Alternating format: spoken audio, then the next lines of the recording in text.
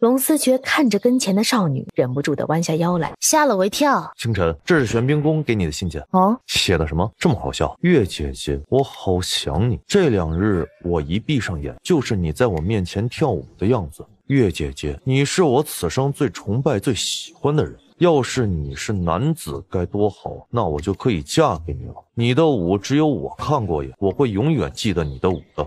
那小姑娘实在是有趣的紧。她想嫁给你，龙思觉，这是在吃飞醋吗？你的舞只有她一人看过。清晨，我都没见过你跳舞，你竟然只跳给了那个姑娘一个人看过。龙大，这个你也要争？那小妮子是个姑娘，我不管。清晨的舞姿我都没有看过，她却已经看过。我在想，要不要去杀了她，这样就没有人比我更先看到你的舞姿了。你敢？当然，不杀她也可以，反正如今风光正好。若不然，我们给小叶、小莫生个妹妹，这样没准我心情一好，不杀她了呢。他没想到龙思觉变得愈发的腹黑无耻了。就当龙思觉准备将岳清晨拽入怀中时，突然一道风风火火的身影闯了进来，伴随而来的还有岳清晨听到的一道心声：不好，主人受到了伤害，我一定要以性命护之。那个男人竟然对主人动手动脚！住手，龙大！鱼鱼，你误会了，他没有欺负我。滚！不行，我要寸步不离的跟着主人，防止他再被这个男人欺负。想要欺负主人，先从我的尸体上踏过去。鱼鱼，他是我的男人，天底下的男人都是不幸了，我要随时盯着主人，跟这个男人。龙思觉几度想将叶晨瑜拍飞，但是奈何她是一介女流，又有岳清晨护着，最终只好忍了下来。什么时候我还得跟一群女人来争宠？月色之下，岳清晨整个身体没入天明泉。鱼鱼，你没必要非这样一直跟着我，你该休息时就去休息，你身体才能恢复得好。主人，我不累，比起休息，岳主人你的安危更重要。鱼鱼，我还是挺厉害的，没人能伤到我。厉害又怎样？当年的我不也是很厉害吗？最后所遇非人，那个男人一看就霸道的很，而且我看那个男人一直对岳主人动手动脚的，说不定他就是来偷看岳主人洗澡的呢。偷看是不存在的，龙大如果想看，肯定会光明正大的、无耻的前来。鱼鱼，你知道主仆契约后，你所有的想法，包括你的各种小心思，我都可以听到吗？糟了，失算了。这货脑子还真缺根弦，傻得可爱。放心吧，没有人能欺负得了我的。你看到我被谁欺负过了？所以你不必这么紧紧地跟随我。我是不是给岳主人你带来了困扰了？如果是的话，那陈瑜知道错了。没有，只是你刚恢复，还要好好恢复身体，好好修炼才是。这么跟着我会耽误你。也是，我要好好修炼，才能更加的跟随岳主人，才能变成岳主人手中最锋利的那把剑。岳主人，你放心，我不会再给你带来困扰了。以后你需要我的时候，我再出来；其余的时候，我会努力修炼的。唉，这么轴的姑娘，总算是稍微开窍了。这是疗伤圣药，对你的脸会有很好的作用。你拿去敷上，每日3次，脸上的情况会逐渐好转。不必了，我只管着能够照顾好主人你就是，其余的不重要。学院里有那些人，不回去也罢。鱼鱼，你从前是几大学院之首的天才，过些时日重新回学院吧。岳主人也想我回去学院吗？不是，是我要去。你可知还魂碎片？岳主人想要还魂碎片？不错。好，岳主人既然想要它，我定会全力的帮你拿到它。小叶，过来。怎么啦，娘亲？这是丹书，你回去再仔细的琢磨琢磨。娘亲，好多字，小叶看了眼睛会痛。臭小子，不许找借口。娘亲编写的丹书，世上独一无二。娘亲编写的，你眼睛还疼吗？不疼，我娘亲写的字有滋养眼睛的功效，我觉得我的世界更清楚了。岳清晨闻声忍不住失笑，小叶弟弟，你要认真学习。此刻龙思觉的实力如今逼近尊者，却又迟迟突破不了尊者。往昔在与尊者高手对峙之时，皆是靠着那只金龙才有足够胜算。龙思觉感觉到体内似乎有什么东西在波动，出来！金龙破体而出，盘旋在他周遭。你到底是什么东西？一道道的声响在龙思觉脑海之中炸开。神龙不灭，傲视苍生；神龙不灭，傲视苍生。正欲说话，瞬间察觉到了什么。有人在擅闯青鸾峰，而且还是个顶尖的高手。那人的实力在尊者境地，尊者境地啊，莫非是神域来人？帝王一怒，伏尸百万，黑色的身影杀气十足，直往他攻来。叶鼎以全身之力对抗上去。神域来的？你乃神域之耻，还不束手就擒？神域之耻，实不相瞒，那神域是本尊之耻。龙思觉转身，大手挥动，在青鸾峰的四周设下了更为顽固的结界。岳清晨跟孩子还在上头，可不能惊扰了他们。本尊一直不愿意过多的去理会神域之事，奈何总有狗来打扰本尊。也罢。道道尖锐的气流攻向叶鼎，叶鼎急急后退，反手回击，叶鼎再落下风。这个男人实在是强大的可怕。手中的八宝玲珑塔伴随着他力量施加一点点的变大，八宝玲珑塔上投射出了滔天的耀眼的强光，朝着龙思觉的方向涌去。八宝玲珑塔，此乃上古神器。就这，金龙！一声呼啸落下，金色的神龙从龙思觉体内倏然奔腾而出，是天龙。天龙的围攻之下，本该继续扩大的八宝玲珑塔突然停下了扩张。叶鼎脚下骤然一个踉跄，骤然一口血吐出。不是天龙，那不是天龙，不好！八宝玲珑塔要被毁了。若是八宝玲珑塔被毁，那我便回不去神域了。八宝玲珑塔那是太子殿下的宝贝呀！脑海之中想起了太子殿下教给他的口诀，口中开始默念起口诀。眼前那原本就要将八宝玲珑塔摧毁了的神龙，又一点点的缩小，直至最后，金色的神龙彻底消散无踪。便是连龙思觉此刻也骤然感觉到一阵无力，这是他第二次在口诀之下感觉到如此无力，他无法使出他的神龙血脉了。看来便是太子殿下都低估了你的实力，没人想到你竟是神龙血脉。小伙子，对不住了，我并不是想杀你的，但是这是我的任务。重新将八宝玲珑塔朝着龙思觉落去，看着即将砸下的八宝玲珑塔，已经被冻住神龙血脉的男子竟是抬起双臂，两只大掌生生的将半空之中压在他身上的八宝玲珑塔托起。怎么可能？太子殿下说了，这个口诀可以对付你的，只要念了这个口诀，你必死无疑。看好了，本尊即使不动用血脉，不动用神龙，也能弄死你。五行元素之力这一刻全部迸射出来，朝着这塔面覆盖而去。他挥舞起拳头，朝着八宝玲珑塔的一脚砸过去，塔面开始瓦解，化作了一个个碎片。龙思觉逼至，五行元素的力量呼啸而上，叶鼎尊者的力量爆破开来。你竟然敢毁了太子殿下的八宝玲珑塔，老夫杀了你！来，这个男人完全不将我放在眼底，有心追月。看来你说的那位太子殿下不过如此，竟派你来此。一道道冰元素闪现，竟是将流星逐月的所有攻击力量全部冰冻住了。眼看着龙思觉再要攻来，口中继续念着口诀，那是一道诅咒，只要念出这个口诀，对方必当会被困住。果然，当叶鼎再念起口诀时，龙思觉身子稍顿，就是现在了！叶鼎大掌挥起。在叶鼎那一招袭来之际，他抬手再度接住了对方的攻击，口诀控制着他的力量，将他步步往后逼去。也是这一刻，他感觉到体内仿佛有一道气压疯狂地在龙思觉体内狂奔着。我这是要突破了。小子，你去死吧！娘亲，变天了，你们好好待着，我去看看。却是发觉四方被设下了强大的结界，透过了那晶莹剔透的结界，清楚地看到了底下的一幕幕。待看到一个身穿灰色的身影，似乎要将龙思觉置之死地时，不可以！他手持凤鸣剑，冲破龙思觉设下的结界。原本看着像是落于下风被困住的龙思觉，周身突然爆破出一道石破天惊般的力量，竟是将眼前靠近龙思觉要将他击杀的灰衣老者生生的往外弹了出去。而岳清晨亦是身形顿住，自龙思觉的周身一道硕大的金龙呼啸而上，仿佛冲破了方才的诅咒禁锢。他没想到龙思觉竟然在突破，而且是很恐怖的突破。半空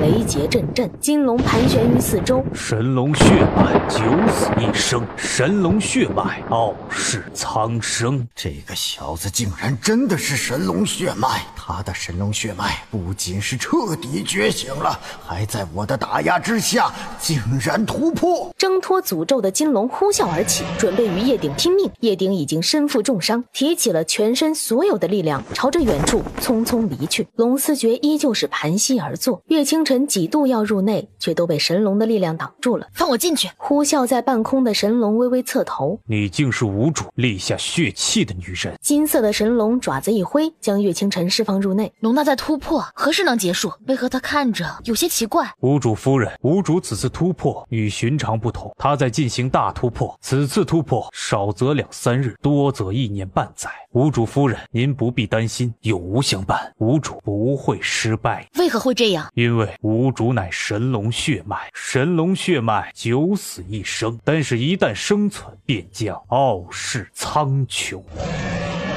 金龙腾身而起，将他带回青鸾峰吧。是。目光扫过四方，倏然落在了地上一个闪着金光的令牌上。叶，好个叶家，竟敢动我龙大！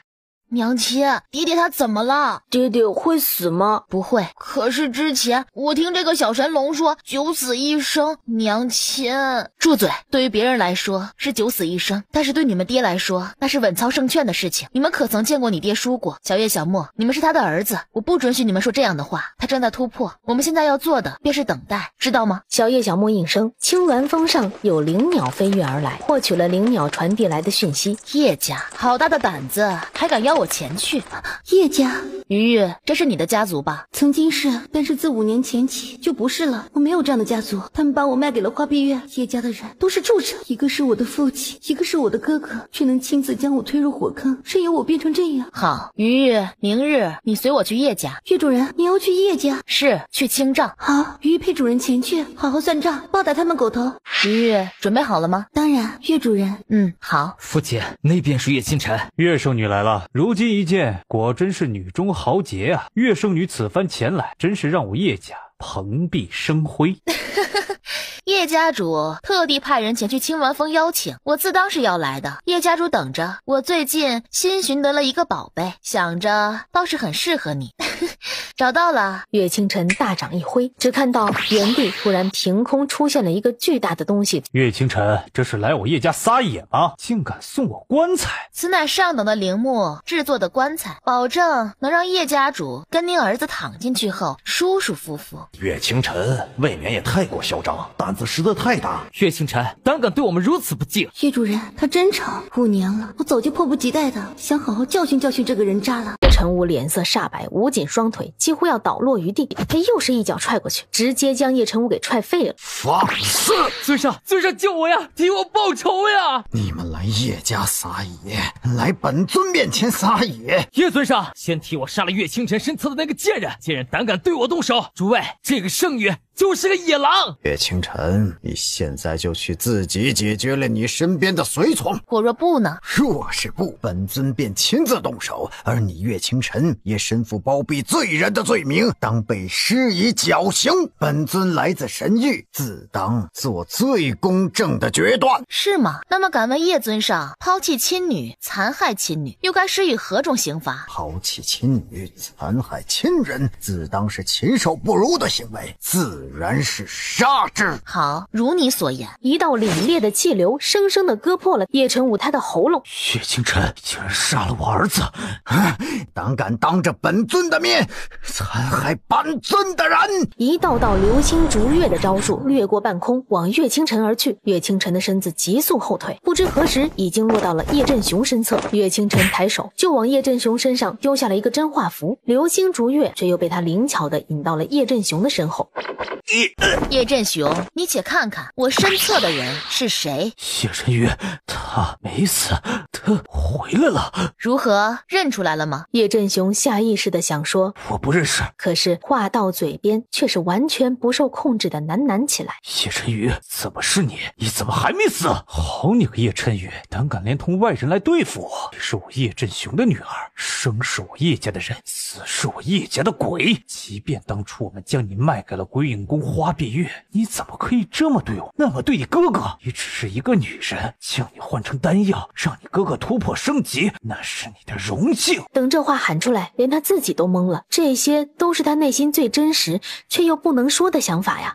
叶振雄身上的真化符终于散去，他惊慌失措地倒在地上。叶尊上，是你说的，残害亲女须得杀之，我这是在按照你的吩咐做事。这个丫头到底做了什么？叶晨宇，不论如何，你乃我叶振雄的女儿，你敢与外人合谋对付我，谋杀亲爹，此乃大逆不道，当遭受天道惩罚。断绝关系。你想跟我断绝父女关系？不可能，我我且告诉你，只要我一日不同意断绝关系，便一日还是我叶振雄的女儿，此生都变不了。我想让你做什么，你就得乖乖听老子的话，做什么便是下地狱也会拖着你。条件好啊，只要你今日能够拿出10颗9品以上的丹药，我便答应跟你断绝关系，这是唯一的条件。叶振雄在羞辱我。当初叶振雄以3颗9品丹药将我卖给了花碧月，如今又要10颗丹药断绝关系。在叶振雄的心底，我连丹药都不如。你要的丹药我替他出。岳主人，若我能替他出了10颗圣品丹药，是否你真会与他断绝父女关系，放他自由？自然。好，你说的。这月姑娘胡闹啊！叶振雄，你看好了，这些都是圣品丹药。你所弃如碧玺的女儿，在我眼底是明珠，是宝物，它远远不止10颗丹药。天，真的是圣品丹药！这么多圣品丹药，月姑娘是如何拿出来的？真是圣品，真是圣品！发财了，我叶家发财了！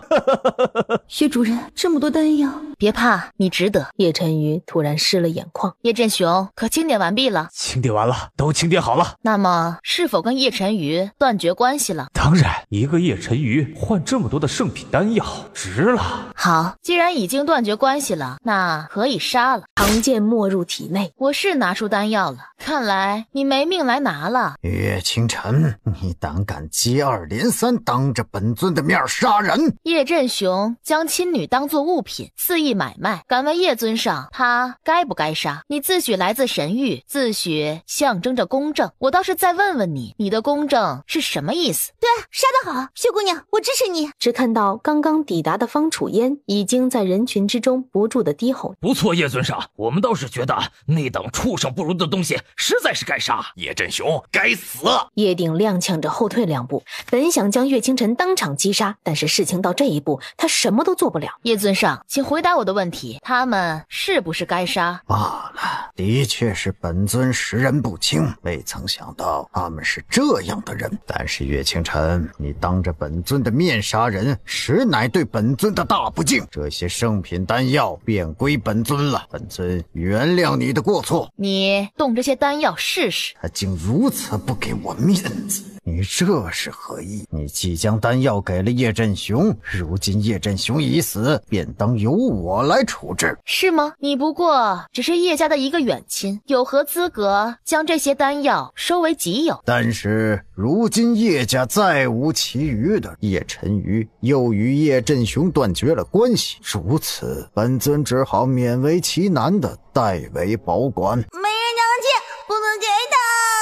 叶尊上不必这么勉强的，既然叶振雄已死，那这些丹药就没必要存在了。岳清晨掌心之中释放出了一团烈火，灼灼地燃烧在那一群圣品丹药之上。岳清晨，你要做什么？那是圣品丹药啊！妖心之魄融合的烈火甚是恐怖，地上的丹药便已经突然之间化作了虚无。叶振雄已死，这些丹药便随他去吧。没了。那么多圣品丹药，那么多好吃的，就这么没了。美人娘亲，好可惜哦。谁告诉你们丹药都没了？啊，丹药难道没有被烧掉？美人娘亲，你什么意思啊？跟前那堆丹药竟然再度凭空出现在他们跟前。岳主人，这是怎么回事啊？我们可是亲眼看到岳主人当着所有人的面烧毁了所有的丹药啊！没什么，随手使了个障眼法，这么多丹药这么烧了，的确是浪费了。这也太不可思议了！哇，美人娘亲，你真是老奸巨猾呀！这个神域来了老东西，被美人娘亲你搞得一愣一愣的。老奸巨猾。青龙宝宝，我看你文化水平不够，看来得跟小叶小莫一同去上学了。才不要！龙宝宝我可是4大神兽之中最聪明最博学的，我才不要上学呢。是吗？当然啦，所以本宝宝才认了美人娘亲您，毕竟您蕙质兰溪，温柔有加，贤良淑德呢。这只小青龙莫非是被岳主人给威胁了？怎么青天白日的睁眼说瞎话？岳清晨侧目，似笑非笑地扫了一眼叶晨瑜。糟了，又大意了。好了，不跟你计较了。青龙宝宝瞬间从岳清晨怀中窜了出来，落在那些丹药上。那美人娘亲，宝宝可以开吃了吗？去吧，别吃太多了，给小白也要留点。怎么样了？屋主夫人，屋主情况尚且稳定，而且如何？吾主此次突破，怕是在吾等想象之外。原本我以为主人此番突破最多连续晋级3级，毕竟从圣者突破到尊者，这是一个天翻地覆的变化。可是这一次却隐约觉得主人远远不止如此，主人是神龙血脉，却是我见过的最纯净、最优秀，也是最恐怖的存在。所以吾主夫人，您要做好准备，吾主也许会闭关更久。我知道了，需要我做什么吗？不必，吾主有吾照料，不必担心。而且吾主在突破之中，无人能够伤害得了他，除非更强大的人到达。好，龙大，我等着你出关，有此结界在，无人可以前来打扰。月姑娘，圣女选拔赛已经结束，如今我们该回到天辰学院复命了。好，娘亲，我们不想去学院，必须去。小叶、小莫，想要踏足神域，必须经过几大学院，而且此次我跟你们一同前往。真的吗？当然，是时候想办法去拿回第2枚还魂碎片了。那还魂碎片有几大学院共同镇守，我必须想方设法拿到这第2枚。天辰学院位于灵域最东端的江州岛之上，江州岛内几大学院环绕着坐落。这几大学院之所以存在，其一的原因便是为了镇压一头上古凶兽。娘亲，你快看，这里像不像我们狮月林？的确有些许相似，不过比起娘亲的狮月林还差了那么一点。天皇圣手，敢问这江州岛缘何而来？哈哈哈哈，这江州岛的来源那就说来话长了。月姑娘应当知道，我们这江州岛下镇压了一头上古凶兽吧？不错。当年啊，上古凶兽突然出现，为祸灵域，有一位神秘的大人突然出现，他协同手下的几大弟子将上古凶兽缉拿镇压，而后那位大人亲自开辟了江州岛，并且命令他的那几个弟子分别镇守于江州岛上。说来也是奇怪，那位大人最是喜好桃花，在开辟江州岛后亲自种满了桃花，施以阵法，让外人不得踏入。那位大人是谁？那位大人谁也不知他的真实身份，他自6域9界而来，追踪上古混沌凶兽至此。月姑娘，你莫非也对那位大人感兴趣？只是有些好奇，什么样的男人竟然喜欢这十里桃花？哈哈哈，可不是，喜欢十里桃林的男子必定风雅到极致，想当年可是轰动了整个领域的。对了，咱们江州岛上放有那位大人的画像。月姑娘，若不然我带你去看看那个画像。说起来，那位大人模样俊朗，甚至可与您当初身侧的那位尊上媲美。还不呢，这世间无人能比得过我爹。对，小公子说的对，那位大人比尊上要差远了不过也是精彩绝艳。也好，院长不若带我前去瞧瞧，我倒也想一睹这位大人的风姿。岳清晨已经迫不及待地想要看看那位大人的画像了，直觉告诉他，或许我与那位大人有莫大的渊源。好，我带你进去。他们穿过了天机阵法的地盘，继续往内踏入，最后落定在了桃林的最深处。晚辈乃天辰学院的院长，来这里看看大人。这几位乃是晚辈学院的弟子，来此瞻仰，还请诸位恕罪。但是那些桃花精灵们却仿若未闻。岳清晨看着这些桃花精灵，只觉倍感亲切，他伸出手落在他的指尖。你们好。岳清晨看着画像，眼眸之中满是惊异。月姑娘，这就是那位大人的画像。只看到画像之上绘画着一个身穿银色铠甲的男子，冰冷的铠甲附在身上，他的头发亦是以银冠束起。最让岳清晨心惊的是，男子的手中赫然持着一把银色的鞭子，那是誓月鞭啊！可惜了，这位大人的画像当初被人毁了，不见了真实的容颜。若不然，配上这一身潇洒的身姿，不知会多让人震惊。他到底是谁？娘亲，圣手，我方才冲动了，但是我想知道这个男人他到底是谁？这个男人大有可能是我的父亲啊！他是当初来自6域9界的高人，是从前的战神尊上。岳清晨正要再问话，外头却是倏然传来了阵阵动荡。这混沌兽是怎么回事？当年战尊将之镇压在此后，多年未动。月姑娘，混沌兽千万不能出来，若是出来了，灵域就完了。小叶、小莫，你们乖乖在这里待着，我要去看看，那是那位战尊当年封印下来的，我不能看着战尊的成果毁之一旦，不能看着灵域的百姓生灵涂炭。娘亲，放心，娘亲先去看看，那混沌兽还在镇压之中，不会有事。娘亲去加固他的封印，相信娘亲。好，我们在这里等娘亲。娘亲，你要安全回来。叶鼎，让开！岳清晨，本尊已经有所耳闻，你是唐突了战尊，惊扰了战尊的战魂，这才使得这混沌畜生苏醒。为今之计，只有你以命向战尊的神魂请罪，方可平息了这场动乱。我再说一句，让开！诸位院长，还不快将此妖女抓住，以他祭祀战尊，否则这混沌畜生将会再次醒来的。是。几大院长摆开一个阵势，天荒加快脚步前来，想要护住岳清晨，但是已经晚了。刹那，他们的战斗力完全突破了尊者。岳清晨不住地朝后方退去，不知不觉间已经被逼迫到了悬崖边上。你们糊涂啊！江州岛的院长，你们若再阻挠我，定会后悔。怒吼之声这一刻贯彻天地，地动山摇。娘亲！却是这时，一只巨大的凶兽自身后的江中缓缓地往上而出。那是混沌凶兽，是曾经祸害了整个灵域的混沌凶兽。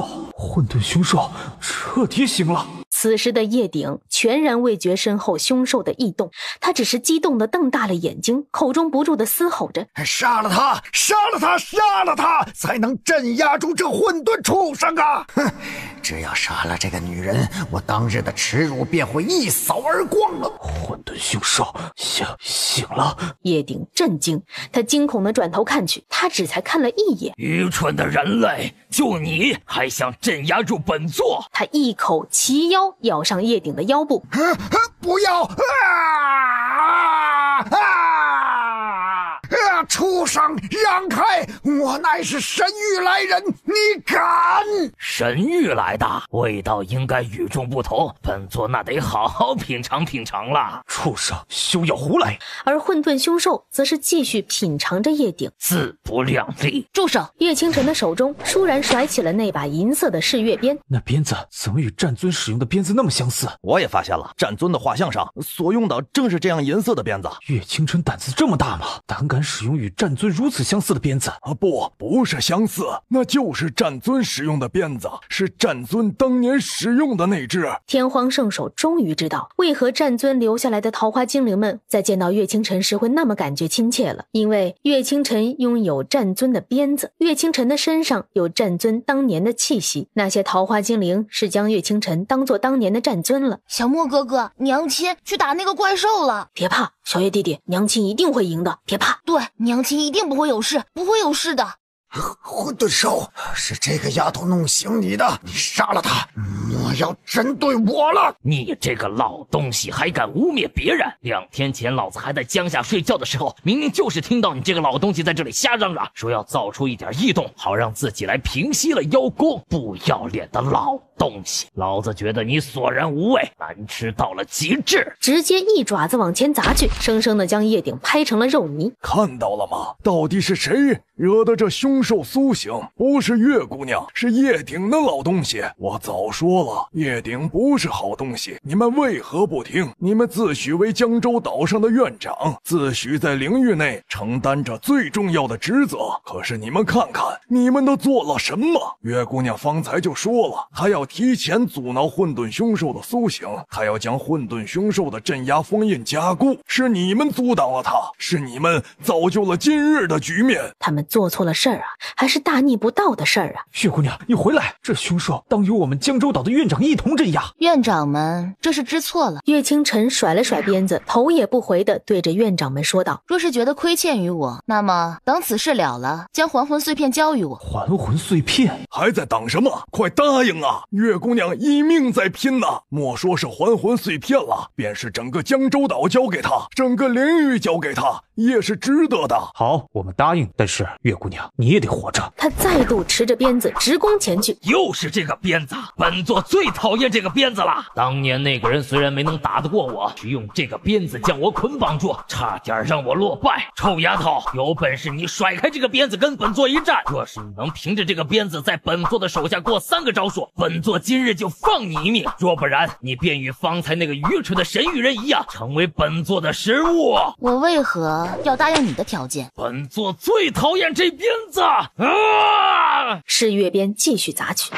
臭丫头，本座不与你周旋。这江州岛，本座已经这么多年没见，本座要去好好参观参观。他自知无法破得了是月鞭，便闪过身来，要朝着江州岛其余的地方去。豁然拔出了凤仪剑，朝着混沌凶兽的前方刺去。好，混沌凶兽，我答应你，不用鞭子与你过3招。但是如若3招之下你被我打败，你乖乖的回到原来的地盘，不得再出来作祟。月姑娘，不可！战尊阁下之所以能够将这只凶兽征服，很大程度上是因为有这个鞭子。这个鞭子是当初战尊阁下耗费100年锻造，只为了针对这只凶兽。事实证明，战尊成功了。一旦没有了这个鞭子，将会毫无胜算。月姑娘，莫要冲动啊！你敢吗？臭丫头，你到底是那个人的谁？本座竟然在你身上看到了那个人的影子。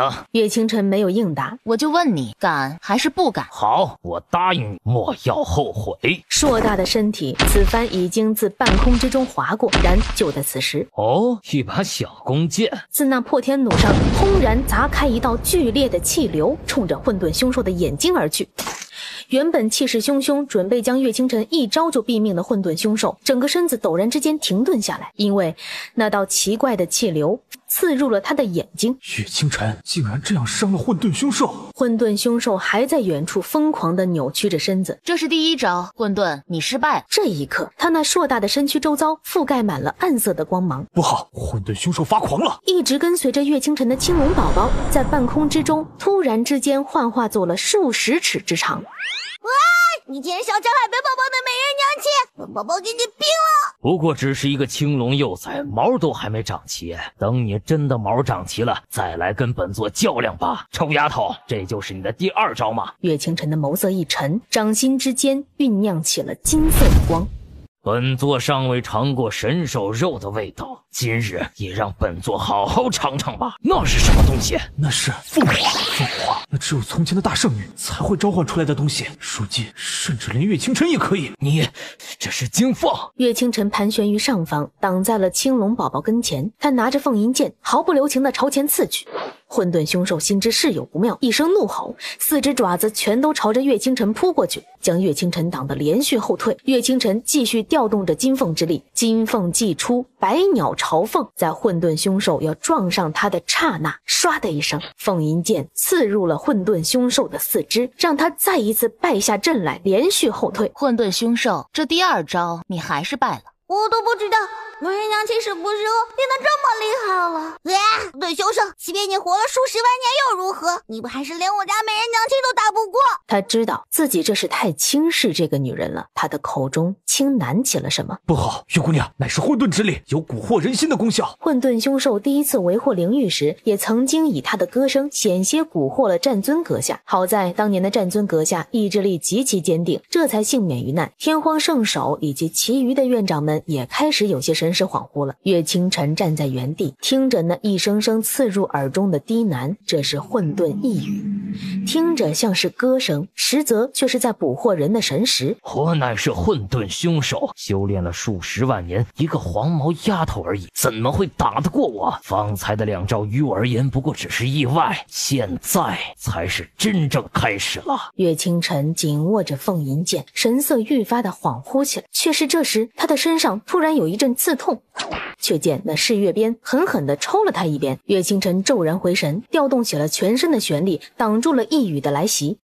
竟然还能清醒，果然跟那个人有得一拼。但是臭丫头，这江州岛是本座这么多年的耻辱之地，不会再让它存在的。混沌凶兽继续发挥着混沌一羽的力量，远处的一群人在他的蛊惑之下，竟是已经拔剑准备自相残杀起来。混沌凶兽，你敢对江州岛下手？这个丫头又想做什么？他的手中竟是多出了一把看着十分残破的古琴。哼，畜生，不是要唱歌吗？我便给你伴奏，让你好生唱个够。只一个清脆的音符落下，刹那之间，身后的江州岛上，方才还在自相残杀的一群人，瞬间神态恢复了清明。怎么回事？我们竟然在自相残杀！你们快看，那半空之中，那不是月姑娘？是月姑娘，月姑娘在跟那混沌凶兽在对战。他们想起来了，就在方才，他们听到了有混沌凶兽的声音，他们下意识的想要出去一探究竟，却突然之间没了意识。所有的人都注意了，凝神屏息，封印了你们的听觉，若是不照做，后果自负。这一刻，几乎所有的弟子们都感觉到耳膜几乎要被刺穿。岳清晨，他在跟混沌凶兽搏斗，这可以吗？臭丫头，你是本座继那个男人之后最讨厌的人！来啊，继续唱歌呀！一阵又一阵的音符自他葱白修长的指尖之下往下回荡。混沌凶兽原本是想用一语操控起别人的，但是现在在听到岳清晨的琴音之后，反是自己心神一凛，他自己有一瞬间的恍惚。臭丫头，你想控制本座？岳清晨知道他可以。本座想起来了，这是昆仑界的神音阁的招数。你到底是什么人？为什么你不仅仅有来自于9界的鞭子，还有来自9界的传承？昆仑界那是9界之中十分强大的一处，而神音的传承亦是9界从前的神话。这个臭丫头，她竟然懂。你到底是什么人？看清楚了，我是你祖宗，还不给你祖宗我跳个舞助兴？岳清晨的指尖加快了速度，在琴弦上弹动，以琴御灵。当岳清晨将所有的力量全部都倾注在琴弦之上时，混沌凶兽终于支撑不住了，整个人被这神音传承控制住了，在半空之中跳起了舞来。这是怎么回事？那足有100尺之大的混沌凶兽竟然跳起了舞来！想将混沌杀死是一件几乎不可能的事情。当年战尊也曾经想将混沌凶兽击杀，可是这混沌凶兽似乎有好几条命，每一次在将之击杀之际，他便会再度复活，如此战尊只能将混沌凶兽镇压于此。畜生，回到你原来的地方去！声音已经开始变得虚弱起来。然而就在混沌凶兽快要跳下去的时候，那凶兽却是突然之间感应到了什么，陡然再度恢复了清明。臭丫头，你打不过本座的，座现在就杀了你！巨大的混沌力量砸在他身上，岳清晨的唇畔溢出了鲜血。本座现在吃了你！自岳清晨的胸前，却是突然有一道灼热的红光闪烁而出，护在了岳清晨的周遭。等待站稳于地，当初在认识不久时，龙四觉曾经递给岳清晨一个坠子，让他随身携带。这个坠子里头红艳艳的，那里灌溉着龙大的心头血。看着此时心头血上释放出的灼灼光芒，果不其然，那里是青鸾峰的方向。没人尿进。在半空有异动之后，混沌凶兽意识被影响了，无法往前出招。我的龙大突破了。看着那已经被神龙之力震慑的混沌凶兽，一拳砸在混沌凶兽的脸上，砸得他是连连后退，倒落在地。混沌凶兽，你的第3招也失败了。按照你的约定，回到你的镇压之地。臭丫头，你作弊！本座只是被那奇怪的力量给惊得停顿了片刻，本座现在就吃了你！不讲信用，该打！信用？本座还从来不知道这2个字是什么意思。没想到我竟然连续被这个女人打败了3招，如此耻辱，只有杀了她方可解除。方才被龙四觉的心头血所激发的力量，已经是他今日几乎全部的力气了。眼看着混沌凶兽那愈发靠近的踪影，月姑娘却是此时长风呼啸。畜生，胆敢伤害本尊的女人！那道黑色的身影自天而降，轰然砸在混沌凶兽身上，他当即怒吼着往后退去2步。龙大！此时的龙四觉一身褴褛，那99道金雷将龙四觉的衣服全都砸破，他整个人衣衫褴褛不堪。可是顾不得这些，因为方才还在突破之中的时候，他安放在岳清晨身上的心头血就已经感觉到了岳清晨有危，让这几日一直处于突破瓶颈之中的他，竟然一下子冲破了瓶颈，一下子实现了突破。龙四觉已经坐在了混沌凶兽的身上，眼看着岳清晨看着他的眼神带着惊讶，龙四觉低下头来打量自己2下。清晨，这衣服不是我能破的，是那个该死的金雷劫，我绝对不是故意要弄破我们的情侣装的，回头我再找人去做2身。龙思觉，你下来，你刚突破晋级，实力不稳。清晨，这玩意儿方才是想杀你？本座方才才弄死一个神域的，又来一个神域的，本座……龙思觉却又是一拳砸上他的脑袋。你的实力竟然……这不可能！这个男人虽然实力不稳，可是我确实能清楚地感知到，他竟然几乎要到了尊者高级。不仅如此，他周身的气息恐怖到了极致。龙思觉再度挥拳，拳头之下金色的光辉不住地闪烁着。神龙血脉，几千万年前存在的神龙血脉竟然在你的体内，这不可能，不可能啊！他站在混沌凶兽身上，脚下重重地踩着他，直让他根本无法起身。如何处置他？交给我，镇压住他。混沌凶兽有无数条命，杀了这条命，会立马再衍生出第二条命，如此只有将他镇压。好，你小心。本座这一生谁也不信佛，但是独独信服了你，小伙子，不要镇压我，只要你不镇压我，我愿于此生追随于你。你要吗？若是要，就让他追随你。也行，我正好缺个坐骑。青龙宝宝那么可爱，我舍不得当坐骑；小白那么软萌，我也舍不得。这只混沌凶兽看着又凶又狠的样子，当个凶兽倒也还可以，那我就勉为其难的收下吧。不，本座只跟着你，小伙子。龙思觉低下头去，又是一拳重重地砸在他脑袋上，几乎要砸得他脑门开花。本尊人都是清晨的，你若是想跟着本尊，那也是清晨的，倒不如直接跟着他。你若是敢不听他的话，本尊现在就打爆你的头。我问你，你的鞭子从何而来？你说这个，应当是我父亲的鞭子。她是那个战尊的女儿，她是我此生最大的仇人。你竟是那个人的女儿，想让本座臣服于你？不，我不要臣服于那个男人的女儿，否则若是日后再相见，我岂不是要被战尊笑话？当年我可是放了话的，这辈子谁都征服不了我。混沌凶兽正想说不可能，凛冽的掌风瞬间萦绕在他的四周。看来你不想追随清晨了。既然如此，本尊便杀了你。本尊知道你有无数条命，但是本尊愿意陪你玩下去，只要你复活一次，本尊完全有本事杀你一次。那硕大的金龙看着不过只是一个幻影，但他呼啸而上，张大嘴巴，似乎想将混沌凶兽吞没。小畜生，还不快匍匐跪下，跪下拜见你祖宗我！混沌凶兽他再也抬不起头来，乖乖地跪倒在地上。你方才说不想追随于清晨？尊上听错了，我是说想让我臣服于那个人的女儿。我不由自主地感觉到欢喜。哦，是吗？本尊从来不强人所难。当然，本座乃是有数十万年修为的上古凶手，自然不会说谎。好，你现在很虚弱，我帮你契约，你不必亲自动手。好，也只有龙大在龙大的怀里，我才会有这样的安全感。混沌凶兽，你如今既与我契约，便是我的东西。是，主人。你放心，我契约你不是为了虐待你，我这人不会记仇，但是从此以后你不可为恶。若是让我知晓你敢再伤及无辜，我会对你不客气。我知道了。那行，既然如此，你别跟着我，咱们走吧。你就不能缩小一下吗？本座乃是上古混沌凶兽，如此威风神气，怎可随意缩小？龙思觉这时微微一抬眼，冰冷的视线砸下，混沌凶兽当即仿佛感觉到了有刀子在凌迟自己。不过主人若是喜欢我缩小，那我就缩小了。当混沌凶兽缩小之后，那样貌直看得人眼睛都直了，棕色的狗熊模样的东西。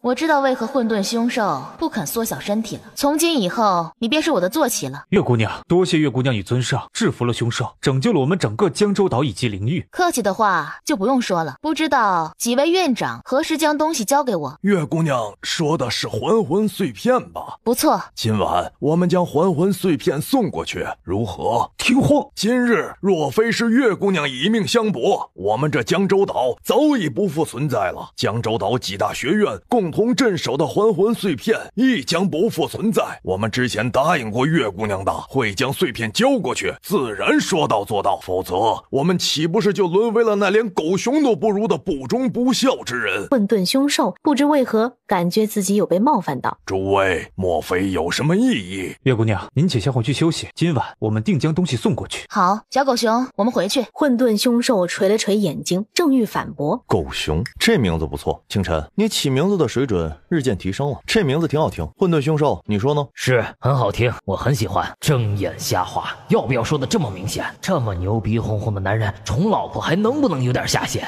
小莫哥哥，你说一会儿娘亲回来了，会喜欢我们做的饭菜吗？一定会的。这鸡翅都烧糊了，桃花酒的浓度也不够。小叶、小莫，看来你们跟着燕兄没有学到真正的功夫啊。娘亲你受伤了。娘亲，我们就知道你一定会打败那个凶兽的。娘亲，你怎么受伤了？快进来坐。小兔崽子，你们没看到你们爹我？哦，爹爹出关了。娘亲，你有没有哪里不舒服啊？你打了一架，一定很饿了，我先把东西弄给你吃吧。娘亲。门外，龙思觉按了按眉心。亲生的，你要淡定，要包容，要忍住暴脾气。这位牛逼哄哄的尊上，原来在家里地位竟如此之低。99道金雷劫，龙大，你这是经历了什么？龙思觉正要开口，想将自己塑造的惨兮兮一点，好让岳清晨给自己治疗一下。清晨，我受伤了，伤得很。但不等龙思觉说完，他的小神龙早已经按耐不住。禀无主夫人，无主什么事儿都没有，反而变得更加强壮，并且无主的神龙血脉彻底觉醒。如今他已到尊者6重境，神龙血脉彻底觉醒完毕，无主日后将会更快的突破。滚回去，哪有你说话的份儿？怎么到哪儿都有东西来打扰我跟清晨的二人世界？是我说错了什么吗？难道是我形容的主人不够威武？无主夫人，您有所不知，无主乃是我历届主人之中最强悍的。莫说是方才的99道金雷了，即便再来个180道，无主也不会有半点损伤。所以无主夫人，您尽管放心就是了。原来如此，这样我就放心了。龙思觉的脸这会儿是越来越黑了。神龙，你是没听到本尊的话吗？都将主人夸赞成这样，难道是我夸赞错了？神龙再也不敢多言，而是将身体缩了回去。混沌凶兽看着里头金龙那怂包子的样子，忍不住笑了起来。本尊听闻有一道菜叫做熊掌，不知道味道如何。看来是惹上麻烦了。当日那人实力不弱，且随身带着神器。依叶鼎所言，他来自神域，按照某个殿下的吩咐来此击杀他。他已经死了，小狗熊把他拍碎了。好吧，我忍，我暂且接受了小狗熊这个名字了。不过那人的确蹊跷，竟是冲着你而来。龙大，你这是得罪了什么人？摇头。既不是你得罪了什么人，那便是有人不想让你存在。神龙血脉，这是神域最至高无上的，怎么会有人敢对尊上你下手？你知道本尊的身份？我也不确定，只是我记得神龙血脉乃是东神域龙氏一族的传承，龙氏一族乃是东神域最至高无上的存在，统领着整个东神域。尊上，您难道不是东神域的太子殿下？东神域？小狗熊，你确定这神龙血脉与东神域的皇室有关联？若是小狗熊说的是真的，那么龙思觉的身世便昭然若揭了。当然，本座活了数十万载，这点事儿还是知晓的。龙思觉若有所思，对于岳清晨将会是一个麻烦事儿。这一次是叶鼎，下一次还不知道会是谁。对了，龙大，之前想伤你的那个神器被我捡到了。八宝玲珑塔果真是东神域皇室的东西。尊上，您到底与东神域皇室有何渊源？本尊也想知道，那东神域皇室到底与本尊有何渊源？这个岛是我的父亲从前创造的呢。一口一口的酒灌入。少喝点，你伤还没痊愈。岳清晨从树上落下。龙大，你知道吗？这江州岛是我父亲的。龙大，我很高兴。他脚下一个不稳，险些踉跄地倒在地上。龙思觉从一侧走来，拦腰将他抱着。我以前以为我爹是个十恶不赦的大坏蛋，以为是他掳走了我娘，才有了我。不过现在我知道，并非如此。我爹是那位战尊阁下，是赫赫有名的英雄。他将他最珍贵的鞭子给了我，将他的阵法以及很多技术都传承给了我。我相信他跟我娘之间肯定是有什么苦衷，有什么问题。龙思觉将他抱在怀中，眸色轻柔。别怕，不管怎么样，有我。龙大，你笑一下，我喜欢你笑。我的男人还是笑起来最好看呢，以后多笑笑。这浅淡的一吻落下，眼前的男子瞬间眸色变得深邃下来。岳清晨，你在做什么？宣告我的所有权。龙思觉应声。岳清晨，这次是你先挑起的。挑起什么？这样挑起吗？岳清晨葱白的指尖挑着龙思觉的下巴，他再是遏制不住了，俯下身去堵住了女子的唇。桃花精灵们都不敢哆嗦。这个男人身上的气息太强大了，要是我再出来，怕是帅弟爹爹要生气了，又要把我玩甩。都滚出去！岳清晨裙摆上的桃花精灵、怀中的青龙宝宝、小血以及后头的小狗熊，全部都吓得连连往后窜去，都不敢再往前来。龙思觉再想吻过去，龙大困，趴在龙思觉的怀中睡着了。龙思觉此时满身的火气，感觉无处发泄，但是看着怀怀中那安然入眠的女子，她满眼都是宠溺与无奈。唉，也就只有你能如此折磨我。将岳清晨抱入房间，他只手撑在床侧，就那么安静地看着他，却是突然，他的另外一只手下意识地抚在自己心脏之处，那里竟是阵阵的刺痛。无主，你最好有什么重要的事情。无主，是神域，那里有人在对你施行邪术，那人知晓你的生辰八字，他想用邪术对付你。神域，又是神域。无主，您如今实力已经到达尊者6级，您可以踏入神域了，并且您有神龙血脉，本就是神域之人，只要您想，属下可随时帮助你突破结界，飞身前去。那肮脏之地，本尊不愿踏足。正说着话，心口之处又是一阵刺痛。龙思觉不知道神域到底还有什么样的高手，若是那些高手再对清晨与孩子下手，那事情将会愈发棘手。当即改了主意，神龙，你可随时带本尊前往。是的，无主。好，带本尊前去。好，无主。属下也太久不曾踏入神域了。清晨，等我处理好一切，我便以天下为聘，以神域为聘，迎娶你。他得前去看看当年到底发生了什么。但是如若我有不错，清晨，你一定要好好的。神域，不知道我所面对的会是什么。青龙宝宝、小血、小白、混沌凶兽以及叶晨瑜全都站在外头。今日起，本尊将清晨交给你们，本尊不在的时日，务必请你们照顾好他。叶晨瑜，本尊很欣赏你，从今日起，你须得继续守护他，不得让任何人伤害他。叶晨瑜点头，一道力量落在叶晨瑜的身上，叶晨瑜只感觉自己体内的力量充盈了太多。叶晨瑜，记住了，最重要的是不得让任何陌生人靠近他半分，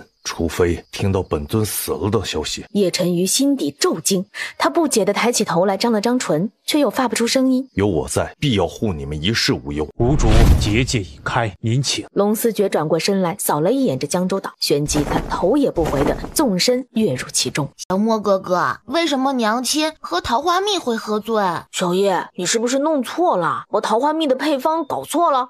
糟糕了，我偷偷从天皇老爷爷那里偷了2坛子酒兑了进去。我见老爷爷那么宝贝那2坛子东西，还以为是什么不可多得的宝贝，想送给娘亲的。臭小子，老子的那2坛3滴醉是你们偷的。3滴醉，顾名思义，喝3滴便会醉倒。而昨日岳清晨足足喝了有1瓶子。嘿嘿，老爷爷，小莫哥哥说他陪你多下2盘棋。我不是心疼酒，只是这3滴醉后劲很大，岳姑娘这一下子也不知道喝了多少。应该有1整瓶，也就是半坛。半坛酒，我自己都舍不得喝1口啊！哎呀，看来岳姑娘此次怕是要多睡上几日了。从屋内突然传来几声动静。娘亲，你醒了！你们爹人呢？一早就没有见到爹爹，不知道爹爹去哪儿了。娘亲，你头痛不痛？你喝了好多酒。叶晨瑜思来想去，还是以神识告知了他昨夜发生的事情。薛主人，孙尚去了神域。什么？他说他要去解决了障碍。我知道了。龙思觉是怕连累了自己，所以他要一个人扛下所有。但是他岳清晨可从来都不是怕连累的人呢。天皇圣手踏入神域，可有其余的捷径？想从灵域踏足神域，唯有从江州岛才可以进去。只有在历届的争霸赛中获胜，方能通过江州岛的传承筛选。只有这一个方法？对，对于普通人而言，这是唯一的办法。好，几大学院的争霸赛何时开始？快了，我们最终商榷，且与岛内的传承敲定了时间，就在2个月后。那传承又是什么？这是当初神域与灵域之间的约定，只有经过摆设下来的传承的考验，才能通过传承踏入神域。当年那位叶鼎也是这么进去的。岳清晨了然。小兔崽子，赶紧去修炼，再不修炼，小心我打断你们的腿儿。这次一定要在学院争霸赛中通过传承的筛选，踏入神域，若不然你娘我不认识你们。岳姑娘，昨个您不是让我们将还魂碎片交给你吗？所以我们拿来了。当那2枚还魂碎片融合在一起之后，整个下3域的格局在这一瞬间发生了巨大的动荡。龙思觉特地改变了颜色的眼眸，平静地看着跟前。服不服？尊上，您到底是何人？您到底是何人呀？这个奇怪的男人3日之前出现在了神域，不过只是3日的功夫，他已经收服了神域的第1大杀手联盟，如今连我神域的第1商会也被他收入囊下。这个男人是魔鬼呀！3日以内，神域内各大势力都对他发出了通杀令，但是这个男人来无影去无踪，根本无人知道他到底在何处。他就像像是魔鬼降临一般，让人心惊胆颤。记好了，本尊乃是永念月。永念月，龙思觉永远守着念着岳清晨。念月公子，原来是念月公子。岳清晨，我定要给你打下整个神域，他日定将这世人都仰望敬仰的神域送给你。念月公子的腾空出世，引得整个神域一片骚乱。偌大的神域之内，几乎是各方势力都在自危，第一杀手联盟以及第一商会被端，这实在是一个十分恐怖的开端呐！一夜之间，念月公子的名头再度响遍了整个东神域。自从那日之后，龙思觉的心口便时不时的会感觉到刺痛，仿佛有一道奇怪的力量要将他的灵魂抽出来一般。龙思觉知道这是有人在蓄意针对他。在他踏足神域，玄力稳固之后，他便开始尝试着与那道力量对抗，直至现在似乎终于有了眉目。自他的周身仿佛传出来一声剧烈的爆破声响。无主，你成功了。就这点小伎俩，你也想来控制住本尊？哼，简直是笑话。无主，现在咱们该去何方？不急。龙思觉也尝试着冲入神域皇宫，却是发觉皇宫内守卫森严，想要直接对抗怕是没那么容易。那与其如此，倒不如先将自己想做的事情给做了。神龙，这神域可有什么其余地方没有的宝贝？无主不愧是无主，一来这神域便要干个大。据我所知，在东神域的最边缘有一个万年难得一见的灵珠，若得了它，可提升修为。只是那灵珠甚少有人能够靠近，但凡靠近之人，全都被灵珠的力量所吞噬。灵珠吗？好，既如此，本尊就去取了它送给清晨。无主夫人一定会喜欢的。不过无主，我觉得你这个念月公子的名字好像有点儿……不好听。本尊与清晨的情侣名字，你觉得不行？我的这个主人啊，对付外人的手段实在是恐怖到了极致。当然好听，我是觉得无主真不愧为无主，取名字都如此有才华。那是自然，本尊乃是清晨的夫君。好了，不说了，随本尊去取灵珠吧。江州